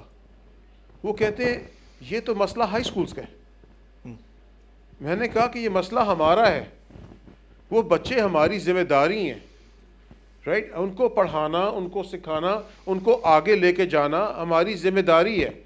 آپ نے جس طرح کنسٹرینٹ لگائے ہوئے ہیں کہ آپ انگلش اور ٹی سال میں دونوں چوائسیز نہیں دے سکتے, آپ ایک دو ایڈیشنل کورس نہیں ڈال سکتے. جو پاکستان انجینئرنگ کاؤنسل کا رول ہے وہ ہے 65-35. آپ اگر ایک کورس ایڈیشنل لینگویج کا ڈالتے ہیں تو کہتے ہیں آپ کا ریشو اپسیٹ ہو جاتا ہے تو آپ کو دوسرا ڈالنا پڑے گا. بالکل ہی بے تکی بات. آپ بولو کہ یار this is the minimum number of courses we need, you meet that, fill it in. If you have to add in course, it upsets the ratio, it doesn't matter, you met the minimum number of courses, right? Same thing is happening again and again. So, you know, we have our colleagues who are on the liberal arts part, on languages, right? So, what are your thoughts? Keji, this is a major issue. I mean, you've taught in Lahore, you've taught in Islamabad. And what do you think are ways that we can tackle that in a realistic, in a pragmatic way, at a university? Because we want to incorporate that into the design of UITU. आपने एक बहुत मुश्किल और बड़ा हिसास मसला छेड़ा है. Lumps में जब मैं पढ़ाता था तो उस वक्त ज़ाहिर कि अंग्रेज़ी में पढ़ाता था, उधर उर्दू कोई नहीं समझता. उधर आप उर्दू में बोलें तो कहते हैं ये कहाँ से आया. कायद-ए-आज़म यूनिवर्सिटी में जब मैं सन 73 में मैंने वहाँ पढ़ाना शुरू किया तो इंग्लिश में पढ़ाता था. उस वक्त किसी को कोई प्रॉब्लम नहीं था. अब दिहाइयाँ गुज़रती गईं, 10 साल गुज़र गए, 20 साल गुज़र गए. 20 साल के बाद मैंने देखा कि अब मैं कुछ अंग्रेज़ी में पढ़ा रहा हूँ, कुछ उर्दू में पढ़ा रहा हूँ. और अब जब पढ़ाता हूँ वहाँ पे तो 100% उर्दू में पढ़ाता हूँ. अब जगह जगह देखकर बंदे को फिर अपनी ज़बान बदलनी पड़ती है, उसकी चुनना पड़ता है. और मेरा ख़्याल है कि इसका कोई एक हल नहीं है. ये है कि सीधी सी बात है कि अगर दुनिया के साथ साथ चलना है तो आपको अंग्रेज़ी तो सीखनी ही पड़ेगी, और पढ़ना और समझना ज़्यादा ज़रूरी है बनिस्बत बोलने के. बोलने में झिझक हो जाती है हर एक को अगर कोई गैर ज़बान हो, लेकिन जितना साइंटिफिक लिटरेचर है वो कभी कभी उर्दू में नहीं हो सकता. उर्दू में कोई रिवायत भी नहीं साइंस की. अरे भाई हमारे पास लफ्ज़ भी नहीं साइंस का. हिंदी में है विज्ञान, लेकिन उर्दू में कोई नहीं है लफ्ज़ साइंस का. अरबी में भी नहीं है. आप इल्म कर सकते हैं, इल्म तो 100 किस्म के 500 किस्म के होते हैं. तो मसला ये है कि अगर आपको टेक्स्ट बुक्स पढ़नी है तो वो टेक्स्ट बुक्स कभी उर्दू में नहीं हो सकती, कभी नहीं हो सकती. ठीक है, आप प्राइमरी सेकेंडरी की सतह पे लिख लेंगे, ज़ोर ज़बरदस्ती करके बीएससी तक पहुंचा सकेंगे, लेकिन वो भी बहुत मुश्किल. इस्तिलाहात ऐसी हैं कि आप उलझ जाते हैं उसमें. अब मिसाल के तौर पर इस मैट्रिक्स के आइगन वैल्यूज़ रियल भी हो सकते हैं और कॉम्प्लेक्स भी. अब मैं कौन सी ज़बान बोल रहा हूँ, अब कुछ नहीं समझ में आता ना. लिहाजा मेरा ख़्याल है इसमें स्टूडेंट्स को ये बात बिल्कुल क्लियर होना चाहिए अपने जहन में कि अंग्रेज़ी के बग़ैर गुजारा नहीं. लेकिन दूसरी तरफ देखें, मैं समझता हूँ कि टीचर पर ये लाजिम होता है कि वो उस मज़मून के जो तस्वुरात हैं वो उस ज़बान में पढ़ाएं जिससे वो मानूस हैं. अगर उर्दू है तो उर्दू, अगर सिंधी है तो सिंधी. अगर आप बलूचिस्तान में पढ़ा रहे हैं बलोची में तो आप बलोची में समझाएं, और बीच बीच में उर्दू और अंग्रेज़ी के अल्फाज ठोक दें, but it has to be then in Balochi.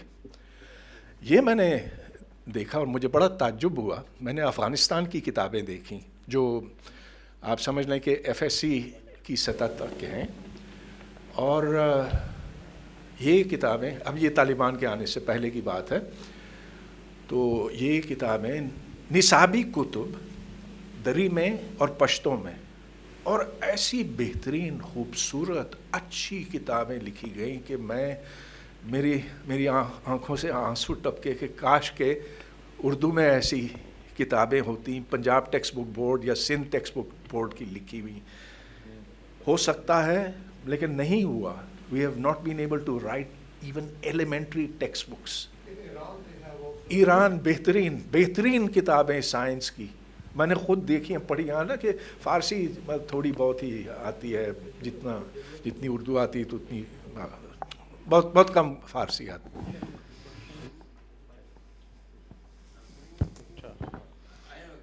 Sir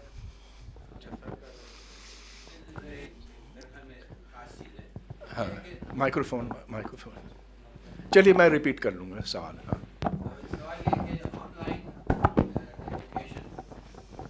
online education के बारे में अभी जो नया दौर आया है और विथ आईटी, और तो पाकिस्तानी यूनिवर्सिटीज़ ख़ासतौर पे यूआईटी में हम किस तरह जो online remote learning, distance learning, وہ کس طرح ہم استعمال کر سکتے ہیں. اور be specific please, guide us on science engineering, اس کے پوائنٹ آف ویو سے بتاؤ. Okay, very good, thank you, that was very necessary question. دیکھیں, انٹرنیٹ پر ایک علم کا خزانہ بکھرا ہوا ہے. آپ کو دنیا کی ہر چیز پر کوئی نہ کوئی کورس مل جائے گا. اگر آپ جاننا چاہتے ہیں کوانٹم کمپیوٹر میں فیکٹرائزیشن الگورتھمز کے بارے میں, وہ مل جائے گا. اگر آپ کو کیٹالسس ان ایکسٹریم کنڈیشنز کیمسٹری کے لیے جاننے کی ضرورت ہے, وہ مل جائے گا. یہ مل جائے گا, وہ مل جائے گا. اس سے استفادہ کرنا ہمارے لیے ایک چیلنج ہے. ایک تو یہ کہ غیر زبان ہے, انگریزی میں ہے, اور وہ ان جو امریکن ایکسنٹ ہے نا, وہ ہر ایک نہیں سمجھ سکتا. وہ تو ایک ڈیفیکلٹ ٹو فگر آؤٹ, لیکن سمجھ میں آ جاتا. اگر آپ 2-3 بار اس کو سنیں تو سمجھ میں آ جاتا. دوسرے یہ کہ یہ اگر اچھے لیول کے کورسز ہیں تو ان میں جو میتھمیٹیکل ٹریننگ ہوتی ہے وہ تھوڑی سی زیادہ ہوتی ہے, مگر اس کا ہم فائدہ یوں اٹھا سکتے ہیں کہ اچھا, تو میں نے ابھی آپ کا یہ ریمارک سنا کہ let's introduce how to use CRISPR technology. اس میں جین سپلائسنگ ہے, آپ بیچ میں مولیکولر سیزرز استعمال کرتے ہیں, قینچی استعمال کرتے ہیں جینز کو وہ سپلائس کرنے کے لیے. آپ اس ڈی این اے کے اسٹرینڈز جدا کر سکتے ہیں. یہ سب کچھ بہت بہترین انداز میں ایسے کورس میں پڑھایا گیا ہے. میں نے خود نہیں دیکھا, لیکن ضرور وہاں پر موجود ہے. Okay, so by that course, ٹھیک ہے, کتنے لگیں گے آپ کو؟ $40 لگیں گے. مگر اس میں یہ ہے کہ آپ پہلے کسی ٹیچر کو رکھیں جو اس کورس کو سمجھے, اور پھر اسی طرز کا کورس UIT میں پڑھائے. ایسا ہوا ہے سپارکو یونیورسٹی میں, جو پورا نام اس کا IST یس. تو اس کے وائس چانسلر صاحب کے ساتھ میری بات ہوئی تھی. This is what I recommended to him. پھر انہوں نے ٹرائی بھی کیا, لیکن I don't know how this has worked out. لیکن that is the way to go. آپ وہ کورسز خریدیں, ان کورسز کے اندر ایویلیویشن بھی ہے. اب دیکھیں, میں نے سینکڑوں کورسز بنائے ہیں, ڈسٹینس لرننگ کورسز, لیکن میں ایویلیویشن نہیں کر سکتا کیونکہ میرے پاس وہ ریسورسز نہیں ہیں. لیکن ان یونیورسٹیوں کے پاس ریسورسز ہیں, وہ گریڈرز بٹھا سکتے ہیں, ان کے پاس کمپیوٹرز ہیں, ان کے پاس پورا انفراسٹرکچر ہے جس سے وہ یہ کر سکتے ہیں. اچھا, تو آپ نے $40 کا کورس لے لیا ان سے, ٹیچر نے اپنے آپ کو اس کے اوپر ٹرین کیا, اس نے پڑھایا, یا تو پھر وہ اپنے سوالات اسی طرز پر بنائیں جس پر اسے گریڈ کیا گیا, یا پھر آپ اسٹوڈنٹ سے کہیں کہ آپ بھی $40 کا وہ کورس خریدیں, اور ان بلک خریدیں گے تو 40 کے بجائے 20 ہو جائے گا. I don't know, this can be done for every course. پوری کچھ کورسز تو دیکھیں, جیسے MIT open course software ہے, OCW اوپن کورس ویئر, ہاں اوپن کورس ویئر, ہاں, اس میں گریڈنگ نہیں ہوتی. وہ actually I took a course this year because I was teaching Python. So I wanted to learn Python, the programming language. I did programming for 35 years, but I did not know the language. So I taught myself that course, the language speech last year before Ziza passed away. And what it does is that when you're going through the course, it gives you, when you do the assignments, it automatically grades them for you. And the question is not to, it's not the scoring part. You do a solution, it tells you how many you got wrong. And you do it again, and you do it again, and you do it again till you get it right. The goal is not to punish you for not learning. The goal is to identify what you have not understood, so you understand it and you get through it. So you go through each module, and if you want to go through the test second time, third time, fourth time, it's a computer that does it, or it doesn't take anyone's time. Video game.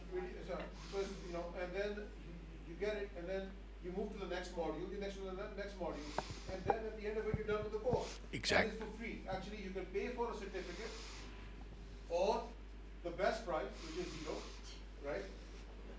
And this is how I did it. I didn't want to spend the money for a certificate. I just wanted to learn the material. So what happened was I was teaching that course and I shared कि ये मैं course इस course से मैं सीख रहा हूँ और मैं आपसे सिर्फ 4 या 5 हफ्ते आगे हूँ.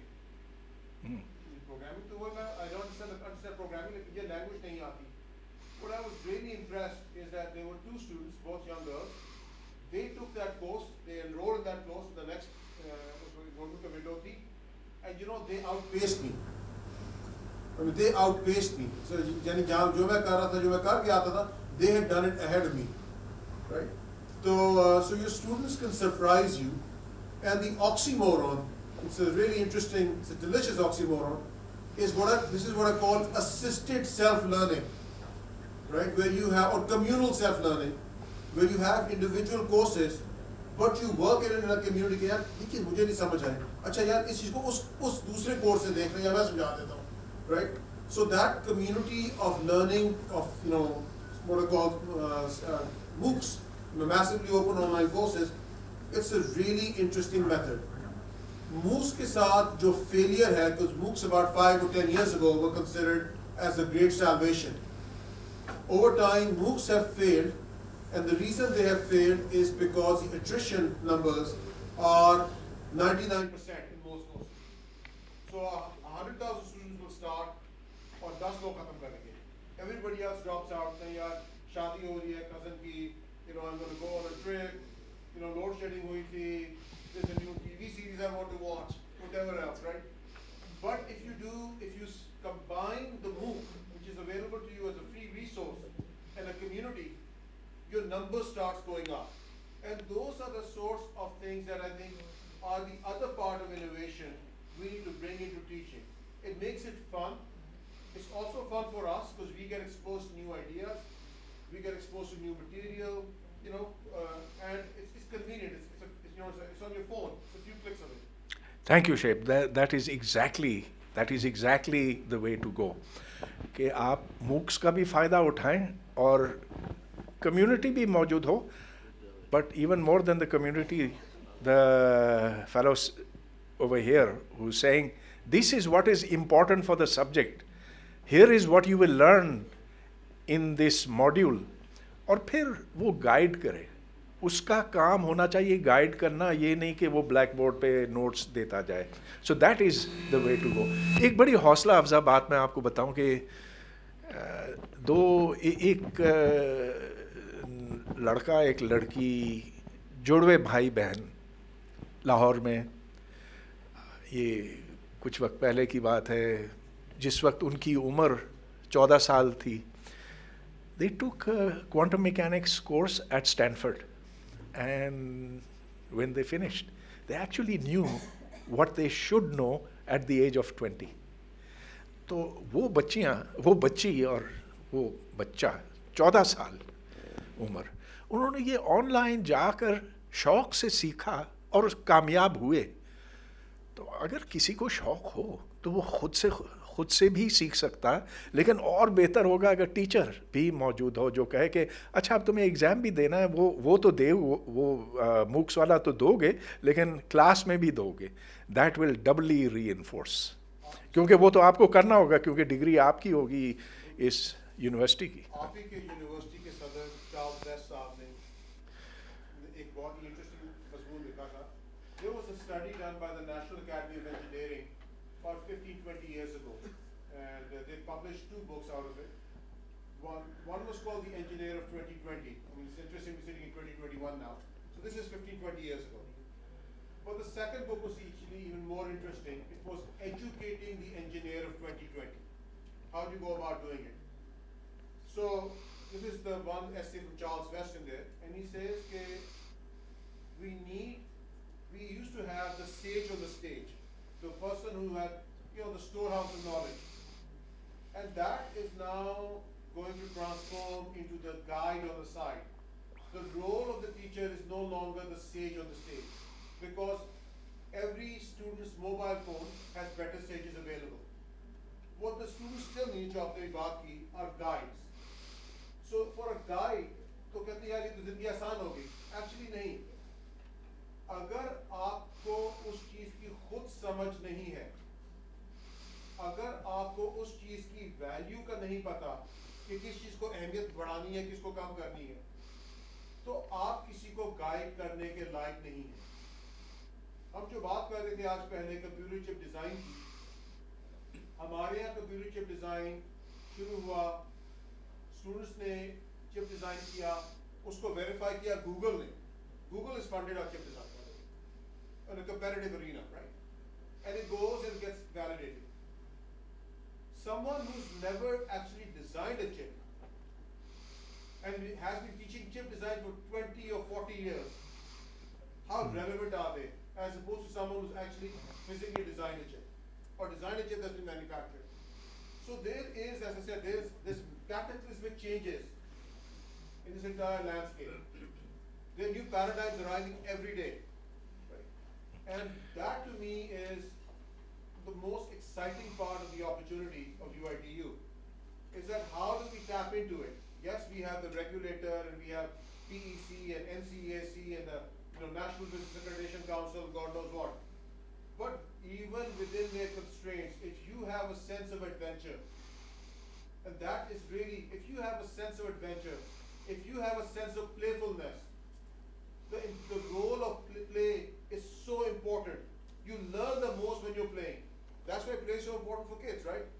If you make education, the way you communicate, the way you interact with your students, an act of play for you, it's an A, it becomes joyous, and your effectiveness goes up. So my question is this, to both of you, what you said. میرا خیال ہے ادھر پیچھے سے سوال ہے.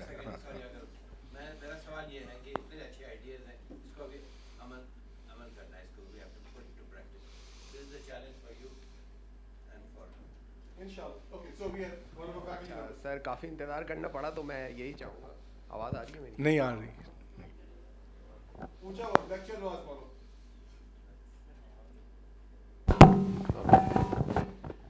تو سر تھوڑا سا ٹائم میں پھر لے بھی لیتا ہوں کیونکہ اتنا صبر کیا ہے. تو سر پہلی چیز یہ ہے کہ ویسے تو بہت ساری چیزیں آپ کو نظر آئیں کہ سوال کر رہے ہیں لوگ, لیکن ایک اور چیز ہے جو ہم یہ چیز دیکھ رہے ہیں کہ اسٹوڈنٹ بہت سارے بیٹھے ہوئے ہیں اور پتہ نہیں اسٹوڈنٹ میں سے سوال آیا یا نہیں آیا. اسی طریقے سے ہماری جونیئر فیکلٹی ہوتی ہے اور جو مڈ کی فیکلٹی ممبرز ہوتے ہیں, ان کو ایک جھجک ہوتی ہے سوال پوچھنے سے. وہ ڈر رہے ہوتے ہیں کہ میرے سوال پوچھنے کا کوئی بھی بات کرنے کے پروز اور کونس کیا ہوں گے, اور خاص طور پہ کونس کیا ہوں گے. تو اس چیز کو, اس جھجک کو کس طریقے سے ختم کیا جائے. ایون ہم اپنے لیکچر کے اینڈ میں بھی بچوں سے پوچھتے ہیں بھائی کوئی سوال تو نہیں ہے آپ کا, اور وہ کورس سے ریلیٹڈ کیا, اور کورس سے اگر الگ وہ کچھ پوچھے تو وہ تو اور یہی سوچنے لگتا ہے کہ میرے ساتھ کے جو لوگ ہیں وہ میرے ساتھ کیا کریں گے. دوسرا سر آپ ہی کی باتوں سے میں کنٹینیو کر رہا ہوں جو آپ نے لنچ سے پہلے بات کہی تھی. دوسری چیز یہ ہے کہ ایک ایرک ایرکسن کی تھیوری ہے سائیکو سوشل ڈیولپمنٹ کی, وہ سب کو پڑھنی چاہیے کیونکہ ہمارے پاس ٹین ایجز بچے آتے ہیں اور اس ایج میں جو ان کا اسٹیج ہوتا ہے وہ آئیڈینٹی اور رول کنفیوژن کا ہوتا ہے. وہ اپنی آئیڈینٹی کے حساب سے بھی کنفیوز ہوتے ہیں, اور میرا رول کیا ہے. آئیڈینٹی کرائسس کے اوپر سر آپ کی بھی میں کافی ویڈیوز دیکھ چکا ہوں. ایک تو ہمارا یہ قوم کا بھی مسئلہ ہے کہ ہمیں نہیں پتہ, ہم کبھی ہیروز اپنے عرب کو لے لیتے ہیں, ان سے انسپائر ہونے لگ جاتے ہیں, کبھی ٹرکش ہمارے ہیروز ہوتے ہیں. اور آج ہی صبح سر عزیز اگر بیٹھے ہیں انہی سے میں بات کر رہا تھا کہ آتے ہوئے میں نے ایک رکشے پہ دیکھا کہ رکشے کے پیچھے اس نے ارتگل کی تصویر لگائی اور نیچے سنجے دت کی تصویر لگائی گئی. کس کی؟ سنجے دت کی. آپ پتہ نہیں جانتے, بالی ووڈ کا ایکٹر ہے سنجے دت. وہ کیا ہے؟ ایک ایکٹر ہے بالی ووڈ کے. تو مطلب اتنے کنفیوز ہیں. پھر ہم چلے جاتے ہیں کبھی, ابھی تو ہم افغانستان سے بھی امپریس ہو رہے ہیں بہت, حالانکہ وہاں جو چل رہا ہے وہ بتانے کی ضرورت ہے یا نہیں ہے. تو یہ ایک بہت بڑا مسئلہ. پلس رول کہ سوسائٹی میں میرا رول ہے کیا, اور خاص طور پہ اس سوسائٹی میں کیا ہے, کیونکہ انٹرنیشنلی بالکل الگ ہو جاتا ہے اور اس سوسائٹی میں بالکل الگ ہو جاتا ہے. کیونکہ ایک بندہ باہر سے وہ باتیں اگر اس سوسائٹی کو سمجھانے لگ جائے تو یہ جو ہماری سوسائٹی ہے وہ سمجھ نہیں پاتی. اور سر تیسری جو نہیں دو کافی, تیسرا پھر بعد میں ہے. ٹھیک ہے. नहीं तो भूल जाऊंगा. अच्छा देखिए, ये बड़ी बुनियादी बात की कि स्टूडेंट्स सवाल नहीं करते हैं क्लास में, और कोई ताज्जुब की बात नहीं है, क्योंकि हमारे यहाँ जो तालीम में सबसे बड़ी बात, एक फ़र्द में सबसे अच्छी बात समझी जाती है, वो है फर्मा बरदारी और इताअत. मानो मानो मानो, बहस ना करो. तो ये चीज़ जो है घर से चलती है, स्कूल में पहुंचती है, स्कूल में इसको मज़ीद तक़वियत मिलती है, क्योंकि टीचर्स भी ऐसे हैं जो उसी समाज के हैं और जो समझते हैं कि अगर कोई उनसे सवाल करे तो इस तरह उनकी बेइज्जती होती है. तो स्टूडेंट्स के अंदर ये झिझक है, ये एक हकीकत है. अब आपका सवाल ये है कैसे दूर किया जा सकता. तो जब मैं क्लास पढ़ाता हूँ और उस क्लास के शुरू में मैं कहता हूँ कि सवाल तुम लोगों के लिए करना ज़रूरी है, नहीं तो मैं नहीं पढ़ाऊँगा. कुछ वक्त के बाद मैं रुकता हूँ, ये समझ आया, अगर समझ आया तो बताओ मैंने क्या यहाँ साबित किया, या कोई और ऐसे. तो उनसे उनको उकसाना पड़ता है, उन्हें मजबूर करना पड़ता है. एक टीचर को चाहिए कि वो स्टूडेंट्स को मजबूर करे कि वो सवाल करे क्लास के बीच में. अब ये तो साइंस मैथमेटिक्स में, मैंने सोशियोलॉजी के कोर्सेज पढ़ाए एफसी कॉलेज में, तो उधर मैंने एक और तरीक़ा निकाला. उसमें क्लास पार्टिसिपेशन को 30 नंबर मिलते हैं 100 में से. तो मैंने अपना टीए वहाँ बिठाया, और लाजिम है कि स्टूडेंट्स सवाल करें.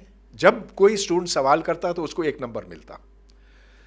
अगर वो सेमेस्टर के दौरान 5 सवाल करता है तो 5 ही मिलेंगे. अगर 100 करता है तो 100 को काट के 30 पर लाया जाएगा.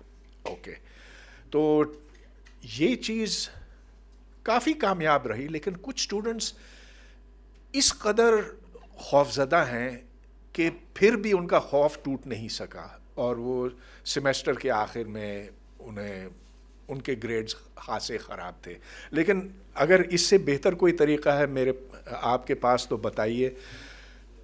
मुख्तसर ये कि एक टीचर के ऊपर लाजिम है कि वो स्टूडेंट से सवाल करवाए, और आपसे मेरी गुजारिश ये होगी कि आप अपने क्लासों में भी यही करें. जहाँ तक शनाख्त की बात है, हाँ हम भटके हुए अब भी समझते हैं कि बस हमारी शनाख्त जो है वो अरब से जाकर जुड़ती है, या आजकल तुर्क से मिलती है, इधर उधर. भाई हकीकत ये है कि यहाँ इस खित्ते में लोग आबाद थे हज़ारों साल से, और हमारी शनाख्त वही है. कोई पता नहीं सेंट्रल एशिया से आया, कोई अरब से आया, ज़्यादातर तो इधर ही के हम हिंदू थे ना, तो हिंदू से हम मुसलमान बन गए, और वो कुछ नहीं भी हुए. तो मेरा ख़्याल है कि इंसान को इंसान के तौर पर ही पहचानना चाहिए. ये बाकी चीज़ें जो हैं इधर उधर की हैं, इत्तफाक है. क्या आपने अपनी मर्ज़ी से ये चाहा कि आपके वालिदैन ये हों, मुसलमान हों या हिंदू हों? ना, ये महज इत्तफाक है. तो इस चीज़ को हमें भूलना चाहिए, शनाख्त के बारे में फ़िक्र करना छोड़ दें. ये अच्छा, तीसरा सवाल क्या? हाँ,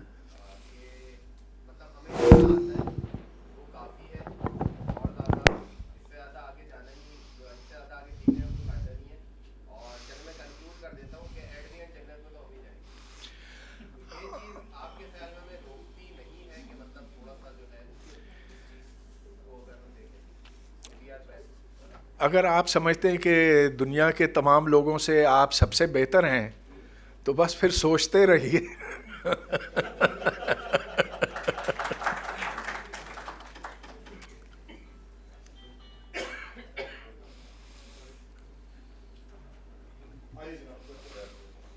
सर एक चीज़ मैं शेयर करूंगा. सर ने बताया था, तो मेरे पास 3 साल पहले जो है 80 स्टूडेंट्स आए थे कंप्यूटर साइंस के, और फर्स्ट टाइम लोगों ने पाइथन स्टार्ट की. तो मैंने उनको बाउंड किया था कि कोर्सेरा के सर्टिफिकेट हासिल करें.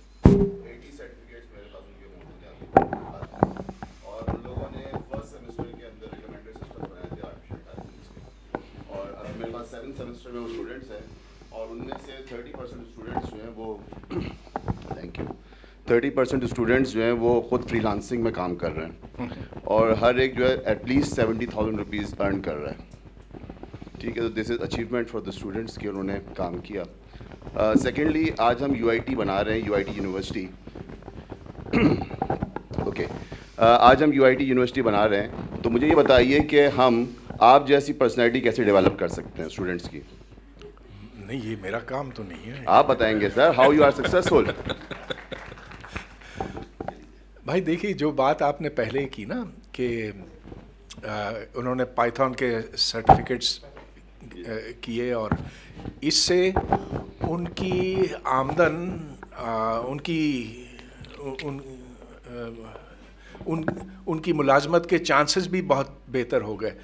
تو اصل بات یہ ہے کہ جو کاغذ کا ٹکڑا کسی کے ہاتھ میں ہوگا وہ کوئی معنی نہیں رکھے گا. اصل چیز یہ کہ اس کے ساتھ کتنی تعلیم, کتنا علم منسلک ہے, کتنا ہنر اس کے ساتھ جڑا ہوا ہے. یہی طریقہ ہے جس سے یونیورسٹیوں کی ساکھ بنتی ہے اور جس سے یہ پتہ چلتا ہے کہ وہ اچھی یونیورسٹی ہے, وہ اس سے کم ہے, وہ 2 نمبری ہے. آخر ایسے ہی ہونا ہے. اور خاص طور پر اگر آپ مشرق وسطیٰ میں دیکھیں تو ادھر تو یہ نہیں دیکھتے کہ ڈگری کیا ہے, یہ کہ کام کر سکتے ہو کہ نہیں. تو جہاں زیادہ سلیکٹیو مارکیٹ ہوگی, جہاں زیادہ اس کی سمجھ ہوگی, ادھر زیادہ ڈسکرمنیشن اس طرح کی ہوگی کہ وہ اچھے اور برے میں فرق کر سکیں گے. اور ہمارے بہت سے اسٹوڈنٹس, ان کی خواہش یہ ہوتی ہے کہ وہ باہر جا کے ملازمت کریں اور کہ باہر ہی رہ جائیں, لیکن کچھ کامیاب ہوتے ہیں, کچھ نہیں ہوتے. جو جسٹ ٹو گیو یو میرے I sign leaving certificates for students. Was very happy. 2 of my students came in. They've just finished their studies. They don't have their degree yet. Convocation نہیں ہوا. تو both of them are working in the same company. ایک کی 75,000 تنخواہ ہے اور ایک کی 95,000 ہے. کہتے ہیں کہ سر لیکن ہماری اصل کمائی تو فری لانس سے ہوتی ہے. تو میں نے کہا کتنا کماتے ہو؟ تو کہتے ہیں سر we're comfortably crossing $3,000 a month. تو they are making 6 lakh rupees a month, not 60 days out of UIT. تو آف کورس جب ایسے کوئی اسٹوڈنٹس آئے تو ان کو فائدہ نکالنا چاہیے. سو آئی سیڈ کہ I need you to do couple of things. I want you to try to sponsor a couple of scholarships at UIT. آپ کے چھوٹے بھائی بہن پڑھتے ہیں. And then gather your class fellows to do it. تو آپ بھی یہ کرو. میں نے کہا secondly, why don't you come and start doing a workshop? How you can get. تو سر کہتے ہیں کہ سر we're organizing that. Probably in a month or so we'll be in a state that we can now try to bring more people into how we've been doing this. So when you recognize students like that, celebrate them. Give them a platform. You know, we can arrange a session in classroom mein, kehte hain usme, kehte hain in a lecture hall or even in the classroom. Have them come and do it, right? Okay. Very good. بالکل ٹھیک, بالکل. So I think that we're about to wrap up, but no, well, نہیں, وہ میں کہہ رہا ہوں نا کہ ابھی ہم کو آدھا گھنٹہ لگے ریپ اپ کرنے. ہاں بالکل جناب, یہ لیں, اس لیے میں نے آدھا گھنٹہ لگتا ہے. السلام علیکم, سلمان نام ہے سر میرا. سر ہمارا جو موجودہ نظام ہے تعلیم کا, اس کے حوالے سے سوال تھا میرا کہ ہمارے یہاں HEC لے لیں یا HEC نہیں سوری PEC لے لیں, PMDC لے لیں, ان لوگوں نے کچھ کرائٹیریا سیٹ کیے ہوئے ہیں. سے PEC نے پہلے ماضی میں 50% رکھا ہوا تھا کہ پریویس ایجوکیشن میں آپ کے انٹرمیڈیٹ میں جو پرسنٹیج آئے گی وہ 50 ہوگی تو وہ آپ کو الاؤ کرے گا. رائٹ ناؤ اب انہوں نے بڑھا کے کرائٹیریا 60 کر دیا, مے بی فیوچر میں 70 کر دیا جائے. تو میرا ایک اپنا نظریہ ہے اس کو دیکھنے کا, وہ یہ کہ ہمارے پاس جو اسٹوڈنٹس ہیں ممکن ہے کہ ماضی میں کچھ غلطیاں کر بیٹھے ہوں, تو ان کو مستقبل میں اس کی سزا کیوں دی جا رہی ہے. تو اس حوالے سے ہمارے پاس جب UIT یونیورسٹی آگے جا رہی ہے تو اس حوالے سے کیا ہم کچھ کر سکتے ہیں, کیا ہمیں کچھ اس طرح کرنا چاہیے؟ جی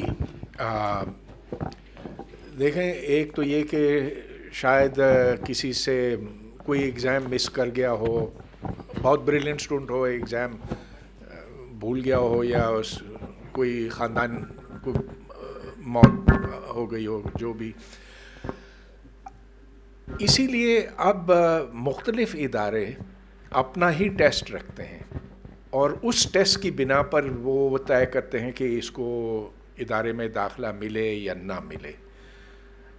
UIT کو بھی یہی سوچنا پڑے گا، اگرچہ یہ ہے خاصا وقت طلب کام اور محنت طلب کام ہے، لیکن اس کے علاوہ میرے خیال ہے اور کوئی طریقہ بنتا نہیں ہے اچھے اسٹوڈنٹس کے چناؤ کے لیے. آپ یہ دیکھیں کہ میں نے IIT کا ذکر کیا کہ کتنا سلیکٹیو ہوتا ہے، لیکن ہر جگہ آپ ایران میں دیکھیں تو جو نیشنل سلیکشن ہے یونیورسٹی انٹرنس کے لیے بڑا سخت ہوتا، اور ادھر بھی اسٹوڈنٹس دیوانگی کی حد تک اس ٹیسٹ کی تیاری میں لگے رہتے ہیں. اور اچھی بات یہ ہے کہ جب آپ امتحان کی تیاری کرتے ہیں نا تو کچھ آپ اس سبجیکٹ کو بھی سیکھ لیتے ہیں. اب مسئلہ یہ بنتا ہے کہ UIT کیونکہ ایک چھوٹا ادارہ ہے تو اس میں اب مجھے پتہ نہیں آپ کے پاس کتنے ریسورسز ہوں گے، مگر دیکھیں اگر ڈپارٹمنٹ لیول پر بھی یہ کیا جائے. جب میں چیئرمین تھا تو میں بالکل اس پر مصر تھا کہ ہم MPhil کے داخلے نہیں کریں گے بغیر ٹیسٹ کے. تو پھر ٹیسٹ ہم نے کیا، واحد ڈپارٹمنٹ تھا پوری یونیورسٹی میں، لیکن ہم نے اپنے طور پر یہ ٹیسٹ وہاں پر اسٹوڈنٹس کا لیا اور کچھ اس سے خاصا فرق پڑا. تو آپ بھی یہی کریں. اب ٹیسٹ کس طرح کے ہوں، یونیورسٹی انٹرنس کے جیسے عام طور پر ہوتے ہیں، اس پیٹرن پہ آپ کچھ کریں.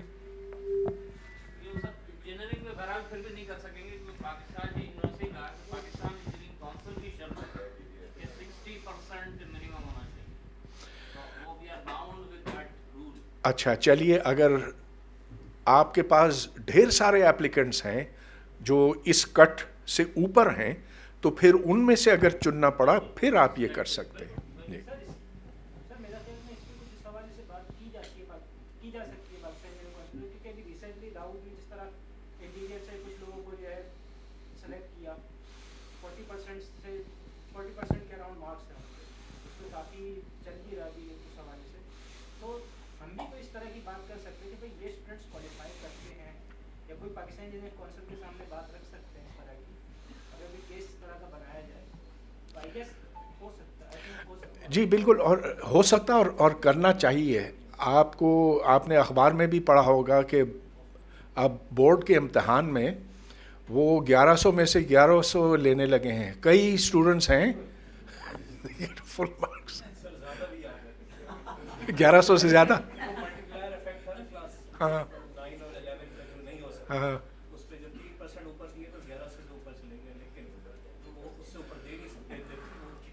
سر سوال سر نہیں سر. اس سلسلے میں میری ایک تجویز ہے کہ آپ کی جو ٹوٹل انٹیک ہے وہ پتہ ہے آپ کو کہ یونیورسٹی میں فرض کیجئے اس وقت عثمان میں ہم 350 طالب علم ایڈمٹ کرتے ہیں ہر سال. تو ایک certain number of students seats ان کے لیے رکھے جائیں جو اس بیچ میں پاس نہیں ہوئے بلکہ ارلیئر بیچ میں. فار ایگزامپل ریگولر اسٹوڈنٹس جو کہ فریش انٹرمیڈیٹ سے آئے ہیں ان کی ہم سیٹس 320 رکھ لیں اگر 350، اور باقی 30 سیٹس ایسے طالب علموں کے لیے رکھیں جو پچھلے سالوں میں انٹرمیڈیٹ کیا تھا لیکن ایڈمیشن نہیں لے پائے تھے. تو پروبیبلی اس طریقے سے اکاموڈیٹ کر سکتے ہیں ہم. لیکن اگر آپ جنرل اس میں رکھیں گے تو کبھی بھی وہ پرانے گریجویٹس جو ہیں وہ فل ان نہیں ہوں گے. بالکل جیسے آپ فرما رہے ہیں کہ ایک زمانہ تھا جب میں پڑھا تھا تو میرے پورے اسکول میں صرف ایک سینٹ پیٹرک سے میں نے میٹرک کیا تھا، صرف ایک فرسٹ ڈویژن تھا اور اتفاق سے میں تھا. اسی طریقے سے انٹرمیڈیٹ میں میکسیمم جو نمبرز آئے تھے وہ 68% تھے، اور ابھی میری نواسیاں پڑھ رہی ہیں وہ 89% کے اوپر انٹرمیڈیٹ کا ان کا رزلٹ آیا ہے. تو میں سمجھتا ہوں کہ وہ پچھلا کوئی جو ہوگا وہ یقیناً لیسر نمبر پہ گریجویٹ ہوا ہوگا. تو اگر آپ تھوڑی سی سیٹس ان پرانے بیچز کے طالب علم کی رکھیں تو یہ مسئلہ حل ہو سکتا ہے. ہاں مگر اس طرح کی لچک پیدا کرنا یہ بھی خطرناک ہے. نہیں اچھا میرا کنسرن کرنٹ ایئر میں جو پاس آؤٹ کیونکہ وہی آپ کی بات کہ ہو سکتا ہے فیملی میں کوئی اس طرح کا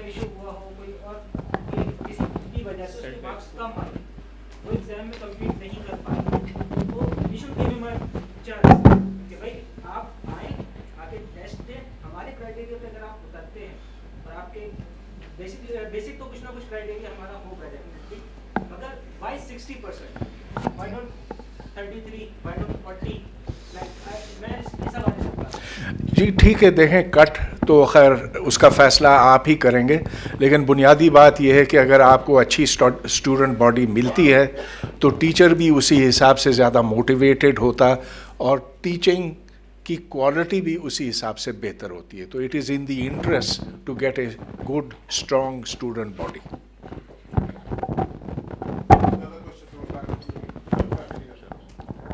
السلام علیکم sir. Syed Shehroz sir. Market trends یا مارکیٹ ڈیمانڈ کو اگر ہم دیکھتے ہیں کہ فار ایگزامپل بینگ یونیورسٹی ہم کیا پرووائڈ کر سکتے ہیں انہیں, تو what actually they want is sort of soft leadership. انہیں سافٹ اسکل کے مزدور چاہیے اگر ہارش ورڈ میں دیکھیں تو, جن سے وہ ایکچولی اپنے ویژن کے لیے ڈیولپمنٹ کروائیں, ایز ٹول یوز کریں, اور جو سکسیس ہے وہ اپنے لیول پہ سیلیبریٹ کریں. ویئر ایز ایک گریجویٹ جو کسی بھی لیول کا ہو, وہ گولڈ میڈلسٹ ہو یا پھر وہ اس کی CGPA 2 GPA رہی ہو, وہ ان کے لیے کام کرتا ہے اور پھر وہ پورا اپنا لائف اسپین ایک کمپنی کو دے دیتا ہے.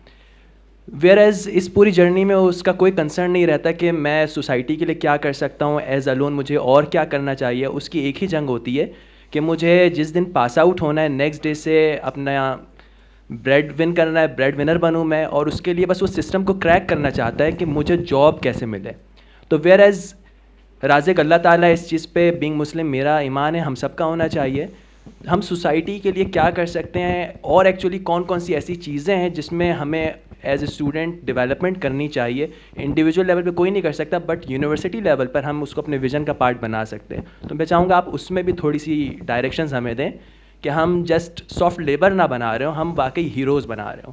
فار ایگزامپل ہم جتنے ہیروز کو مطلب پوائنٹ کرتے ہیں ارسپیکٹو وہ کس ڈومین کے تھے, اگر ٹیکنالوجی سے اٹھائیں یا پھر ریلیجن پوائنٹ آف ویو سے اٹھائیں یا پھر مے بی کسی بھی کانٹیکس میں اٹھائیں, تو ان میں سے 1% شاید ایسے رہے ہوں جن کے وکٹری کے ریزن شاید ان کی جابز ہوں.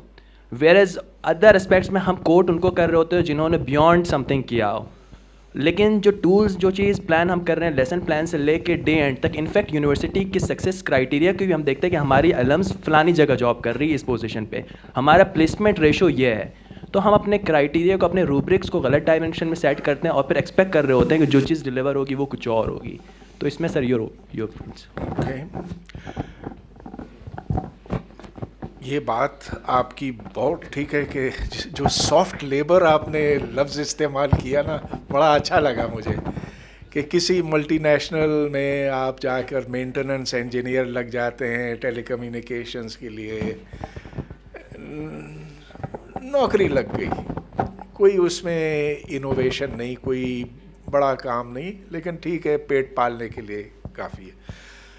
ہاں ٹھیک ہے ایسا ہوگا 80% کے لیے 90% کے لیے. آخر ہمیں ضرورت تو پڑتی ہے نا کہ کوئی سیل فون ٹاورز کو مینٹین کرے یا کوئی اس طرح کے مینٹیننس کے کام کرے, تو that's not a bad thing, وہ اچھی بات ہے. اب جو زیادہ صلاحیت کے حامل ہیں وہ پھر اپنی کمپنی جا کر خود بنا سکتے ہیں, فری لانسنگ کر سکتے ہیں, اور اگر بہت ہی زیادہ ذہین ہیں تو کوئی ایسا چپ ڈیزائن کر سکیں جو ان کو آسمان تک پہنچا دے. ایسے میرے ایک دوست ہیں عتیق رضا, سلیکون ویلی میں ڈیزائنڈ ہز اون چپ. اب پتہ نہیں اب وہ کتنے $1 بلین کا مالک ہے کیا, اب پتہ نہیں, پوچھا نہیں اس سے. But these are rare stories of success. آپ کا جو دوسرا سوال ہے نا کہ ایک یونیورسٹی سماج کو, معاشرے کو کیسے بدلے, تو یہ تو آپ کے اقدار کے اوپر منحصر ہے, کس چیز کو آپ اچھا سمجھتے ہیں کس کو برا. میری نظر میں بہت سی برائیاں ہیں جن کا کھل کر ہمیں سامنا کرنا چاہیے. پہلی بات تو یہ کہ ہمارے معاشرے میں مذہبی تعصب بہت زیادہ ہے. ہم نے اپنے بڑے بڑے لوگوں کو قبول کرنے سے انکار کیا ہے, جو ادھر غیر مسلم ہیں ان کی زندگیاں جیرن کر دی ہیں. تو اس کو کھل کر چلو اس کا مقابلہ کرتے, کہو اس کو کہ یہ برا ہے, کہو کہ اس معاشرے میں عورتوں کے اوپر ظلم ہوتا ہے, بہت ظلم ہوتا ہے, اور اس کی نشاندہی کرو اور کہو کہ یہ بات غلط ہے. तो ऐसी चीज़ें ये फिर आपके इक़्तिदार के ऊपर है। कुछ लोग समझते हैं कि ये तो अच्छा है कि जो मुसलमान नहीं उनके सर पर डंडा मारो और उनको मुसलमान बनाओ, तो वो चलो फिर वो भी कर सकते हैं। तो it all depends upon your value system. लिहाजा मेरे पास कोई नुस्खा नहीं है कि यूआईटी को क्या करना चाहिए समाज को सुधारने के लिए। तो मेरा ख्याल है एक फ़र्द की सोच के मुताबिक होता है।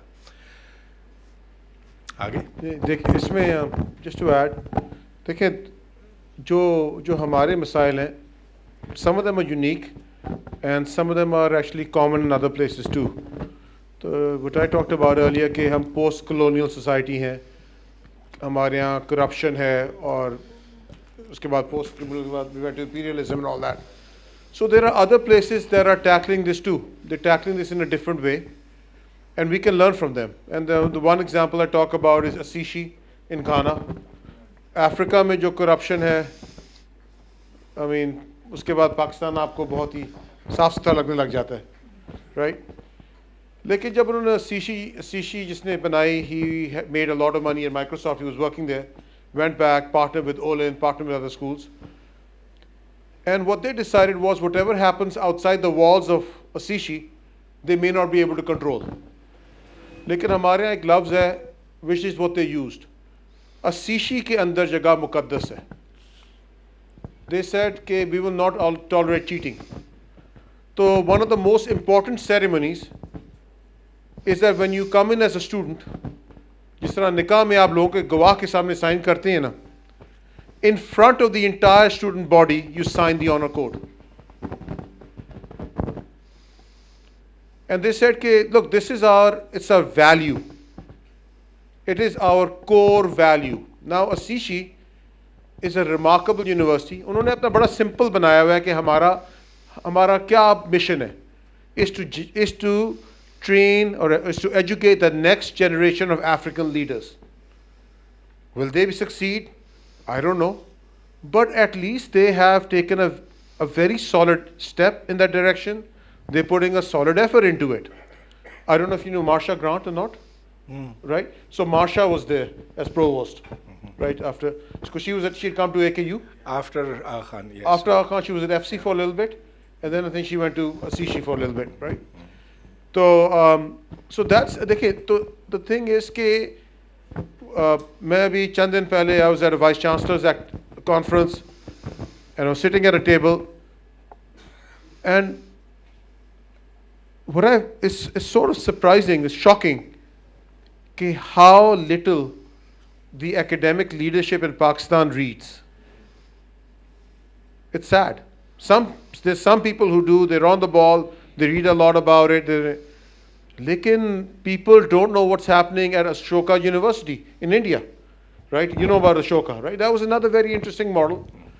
They started a university, they had a lot of US universities that partners, and we want to learn from them. They have this interesting model of centers. So outreach centers, जिस तरह डॉक्टर आबिद का centre of sustainability हो सकता है, right? Mehtab का centre for public health हो सकता है, या सेंसस स्टडीज हो सकता है. So they have a liberal arts college with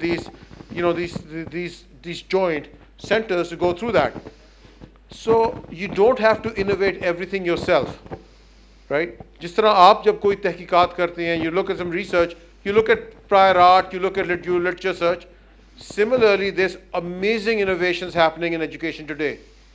It's a matter of cherry picking them, right? And this is what these four are like. I mean, जो आज की जो महफिल है, it is to ask questions to get you thinking कि what do we start doing better to make UIT even a better place? UIT as in UITU now. जहाँ पे हमको अपने करिकुलम में changes लाने की आज़ादी है, right? Shahzad is sitting right there. इनसे मैंने कहा है कि हमारे जो पाकिस्तान स्टडीज़ का कोर्स है उसको दोबारा ज़रा गौर से देखो, राइट? अभी मैंने इसी से आपके बात कराई पाकिस्तान स्टडीज़ की, और जो आपसे वाली बात हो रही थी कि Pakistan is an amazing country. It's a live experiment, right? Karachi is a city of 30 million, as you said, the biggest lab in the world. Pakistan studies should be probably the most fun course on campus. Most people who are taking that in Karachi live in Pakistan. Right? I mean, how many times you get to be in the course that you're studying? وہ course ہم نے اتنا dry اتنا irrelevant بنایا ہے. آپ اس course کو اگر آپ انگیجنگ بنائیں گے, جو انگیجمنٹ کی بات ہے, تو you will get students engage with you. آپ کی ان کے ساتھ ایک رابطہ فرق پڑے گا. رائٹ, ہم کہتے ہیں یہ 2 کریڈٹ کا کورس ہے, گلے سے اتارو. آپ لوگ جب اسٹوڈنٹس تھے آپ نے بھی یہ کیا. رائٹ, ہمارے زمانے میں I saw the era before Pakistan studies. اس زمانے میں ایک کورس ہوتا سیوکس, آپ کو یاد ہوگا. سیوکس ختم ہو گیا, پاکستان اسٹڈیز آ گئی. Right, you probably went through civics too, right? Yeah. Civics ہوتی تھی, right? تو so the thing is کہ this is the kind of things that we were hoping that we will have more discussions. We have an amazing advisory board. Right? These are the conversations we want to have with the advisory board, bounce ideas back and forth, right? And move forward.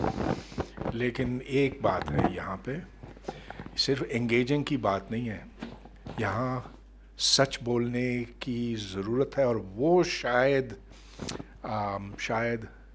ممکن نہ ہو, کیونکہ اگر آپ ان چیزوں میں پڑھیں گے تو مصیبت پڑ جائے گی. یہ سوال پوچھنا بھی خطرناک ہے کیونکہ ہمیں بہت جھوٹ پڑھایا جاتا, جھوٹ تاریخ میں جھوٹ پڑھایا جاتا. تو اب یہ وقت نہیں ہے کہ ہم وہ ڈسکس کریں کہ کیا کیا جھوٹ ہیں. جھوٹ تو ہر ملک میں پڑھائے جاتے ہیں, لیکن جتنا یہاں پڑھایا جا رہا ہے تو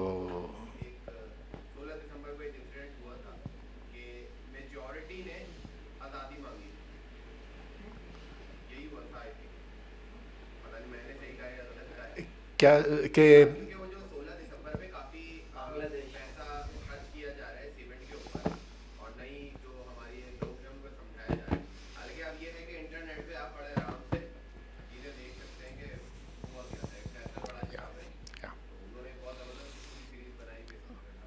تو اب آپ وہ چیزیں انگیجنگ آپ دور رہیں, بہتر ہے اس سے. دیکھیں, آپ جتنے بھی بات کریں ہمارے ملک کی بات کریں, تعلیم نہیں ہے, یہ نہیں ہے, وہ نہیں ہے. ایک اور ملک ہے جس کی اکانومی بھی ہم سے بہتر ہے, ادھر بڑی اچھی اچھی یونیورسٹیز بھی ہیں, ٹھیک, اور وہاں پہ بھی ٹرمپ جیسے شاندار لوگ صدر الیکٹ ہو سکتے ہیں. Right? I mean, sometimes I think we beat ourselves up too much.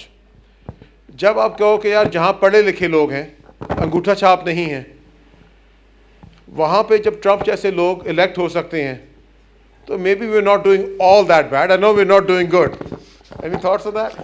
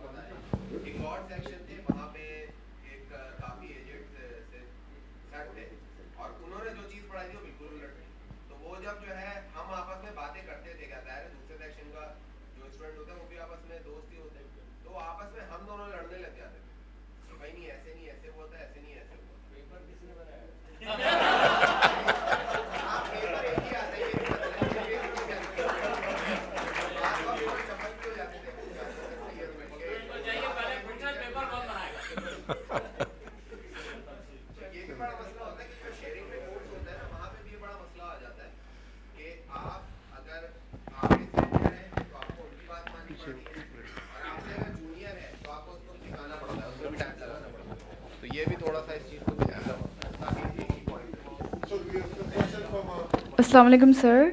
Myself, Kulsum. I'm a newcomer. I'm doing computer engineering over here.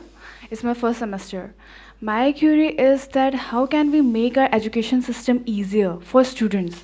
Because ہم یہ چیز دیکھتے ہیں کہ جو لوگ پاکستان میں ڈاکٹر بننا چاہتے ہیں, انجینئر بننا چاہتے ہیں, وہ اس چیز کو زیادہ پریفر کرتے ہیں کہ وہ کہیں باہر جا کر پڑھیں, اور وہ اس کو زیادہ ایزی وے میں باہر سے ڈاکٹر یا انجینئر بن کر آ جاتے ہیں. کیونکہ آئی گیس وہاں کی پڑھائی اور وہاں کا جو ایجوکیشن سسٹم ہے وہ ایزی ہے اور بہتر ہے ہمارے کمپیریزن میں. دیٹس وائی اسٹوڈنٹس کو زیادہ پریفر کرتے ہیں, اور ایسا ہے بھی. Because I am a new کمر, تو میں نے سینئر سے کافی گائیڈنس لی, کیونکہ لیتے ہیں کہ آپ کا ایکسپیرینس کیسا ہے اور آپ ہمیں کیا ایڈوائز کرو گے, کیسے موٹیویٹ کرو گے. تو کافی اسٹوڈنٹ ہر کوئی اپنا ایکسپیرینس دیتا ہے, but lots of student says that we are in depression, there is lots of bundle of pressure ہمارے اوپر ہے. اور جو ہے کہ کافی ایسے ہیں دیٹ لٹرلی وہ اس اسٹیج پہ ہیں کہ وہ میڈیسن لے رہے ہیں. اور یہ سن کے میں تھوڑا ڈر گئی تھی.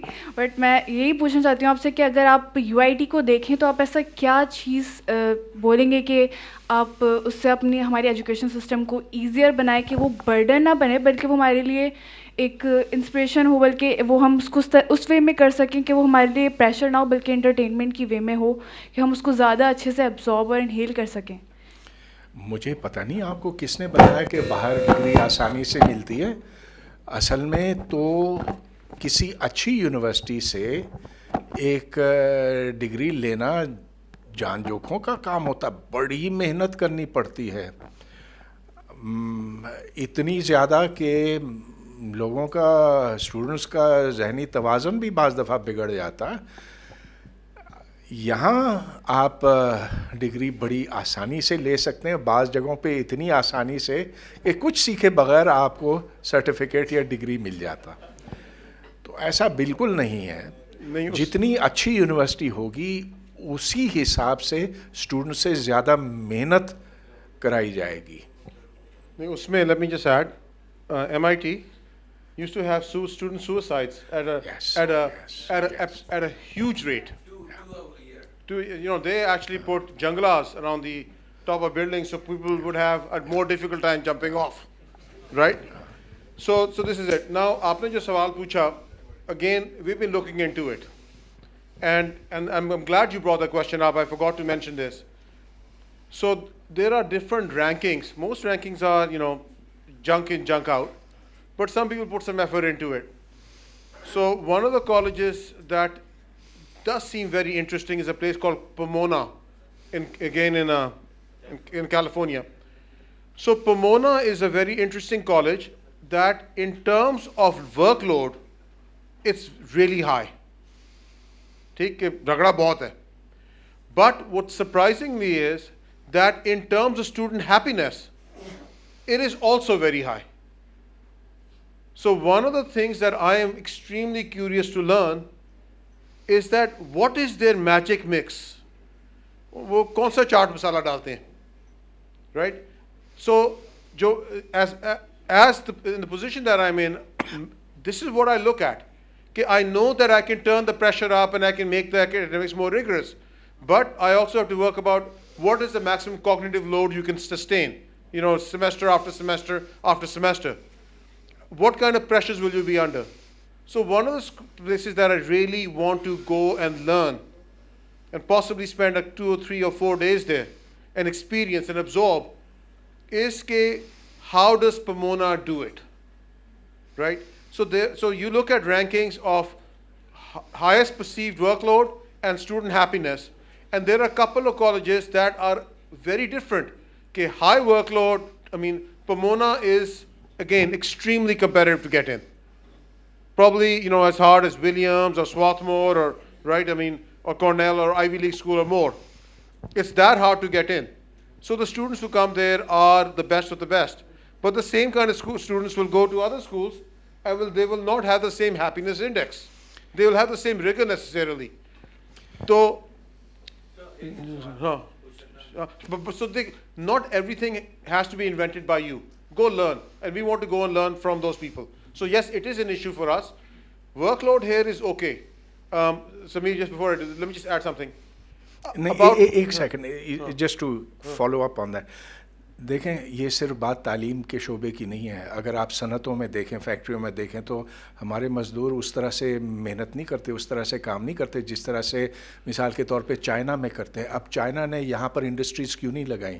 کیونکہ وہ سکلز بھی نہیں ہیں اور وہ اس طرح سے وہ محنتی بھی نہیں ہیں. چائنیز جو ہیں وہ صبح سے لے کر رات تک محنت کرتے رہتے ہیں. یہی بات ساؤتھ کوریا پہ صادق آتی ہے, और दूसरे मुल्कों पर, तो हम बहुत आराम से लेते हैं। साल में पता नहीं कितनी छुट्टियां होती हैं, ईद के लिए जाते हैं तो है 3 दिन की छुट्टी, 3 हफ्ते के लिए, 2 हफ्ते के लिए गायब रह जाते हैं। तो these are work habits that have to be greatly improved. आप ये ना सोचें कि किस तरह से यहाँ डिग्री आसान की जाए, ये आप सोचें कि हम ज़्यादा मेहनत किस तरह से करवा सकें स्टूडेंट से। सर उसमें एक और हाँ सियालकोट में, हाँ अच्छा हाँ, नहीं, जो आप बात कर डॉक्टर साहब बिल्कुल सर, जो बच्चे के, so when I was at NED, we had a person who came from the US and with some really interesting numbers. So he said, let's take out the outlier schools, which is the IITs and the Caltechs. And he said, if we're both undergrads in the US and Pakistan and in India. So he actually had done extensive surveys of the number of hours an average student puts in outside the classroom in India and in the US. The difference was almost a 2 to 3x difference. In the US, when you're studying, you put in 2 to 3 times more hours on your own than you do in India.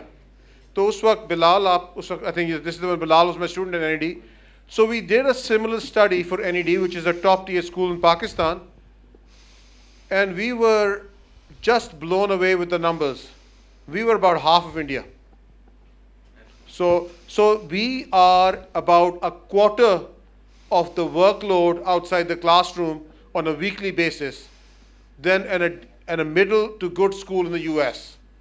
And so if you think the workload here is high, wait till you get to the US. Then you also have to work and make your own food. Samir, you want to say something? I have a quick question. Okay, if you had some administrative authority in Pakistan, I know that you don't have, you have moral authority, but you have no. So what changes would you like to see in the system of university education? And we don't have much time to 5 minutes, 6 minutes, but please. Well, it's a very large question. How does one improve university education? First of all, it has to be done simultaneously at all levels of education, because the input comes from the schools and then intermediately the colleges. So you have to have a different philosophy of education, which is that it's about opening the mind, it's not about remembering things, and that is a big, big departure from what exists presently. Then you have to now change the criteria by which you evaluate universities. I've talked about that. How do you do it? You discount publications, PhD production, which are currently the way in which universities are evaluated. Instead, you evaluate teachers by putting them in front of an informed audience. You ask them to explain. You see what their peers think about them. You investigate their impact upon a field.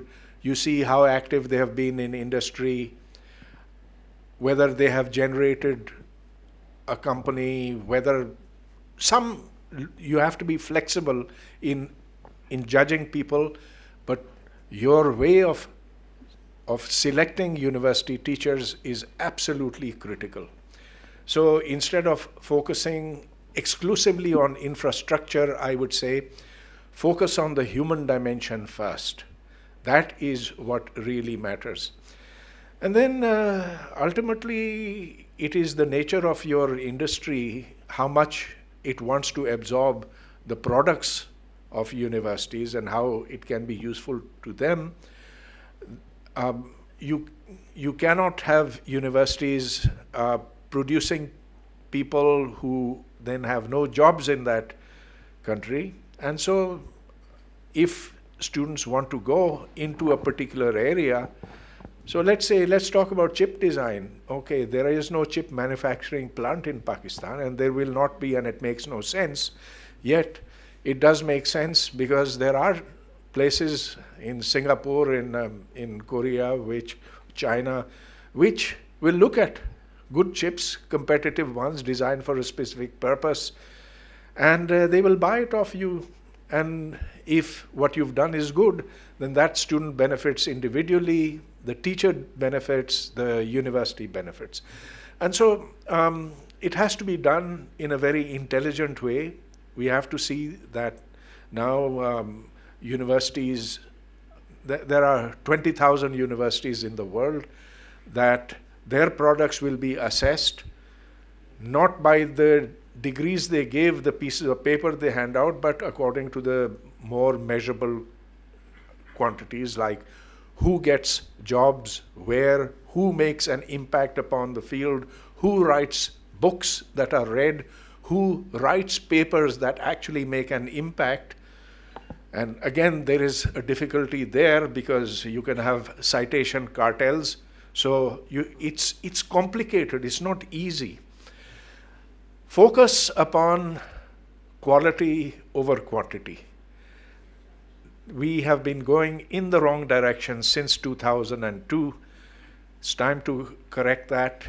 And yeah, every country in the world is making progress, including Pakistan, but some are moving faster than others. Look at the example in Bangladesh, for example. How well are they moving with the world? In some areas they're doing very well. And today we admit it, we have to admit it. But what about education? How well are they doing there? Look at Iran. If you don't want to look at India, don't look at India, look at Iran. Iran is 40 million people. And it's got the whole United States and Israel worried about what it is doing in the Middle East, because it has that inner scientific, technological strength. Nobody is giving it aid like the Chinese are giving us.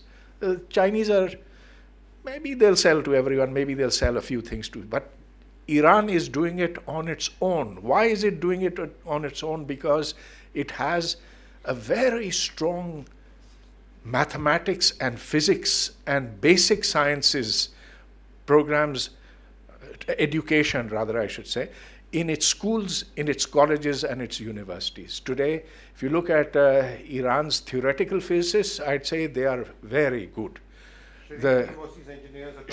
Absolutely, Sharif University is very good. And Iran is a closed society, but it's open in other ways. It's remarkably open in terms of how they allow science to prosper. They did not try to Islamicize science. They did not say that there's an Islamic physics or an Islamic mathematics like Ziaul Haq tried to do, and like now Imran Khan is trying to impose upon us. It is, even at the time of the Iranian Revolution 1979 and after that, they allowed the theory of evolution to be taught in their schools. It is being taught in their schools. And that's the kind of scientific openness that we need in order to. So if you want CRISPR technology, if you want to do fun things with stem cells, well, you can do it in Iran, because Iran allows that kind of a solid biology education, which we do not. And so there are things to be learned by looking at our neighbors.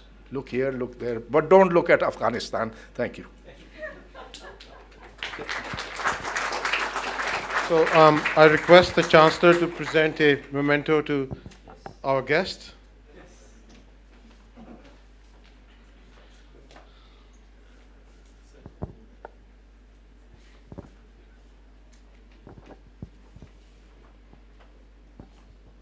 Somebody can you take a picture?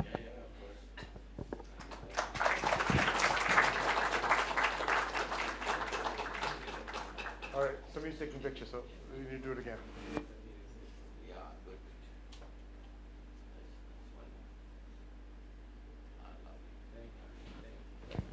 All right, thank you so much for being here this afternoon and this morning. And it's a really big day for us. We've inaugurated UIT University. And Chancellor Saab, if you want to say a few words to everyone here.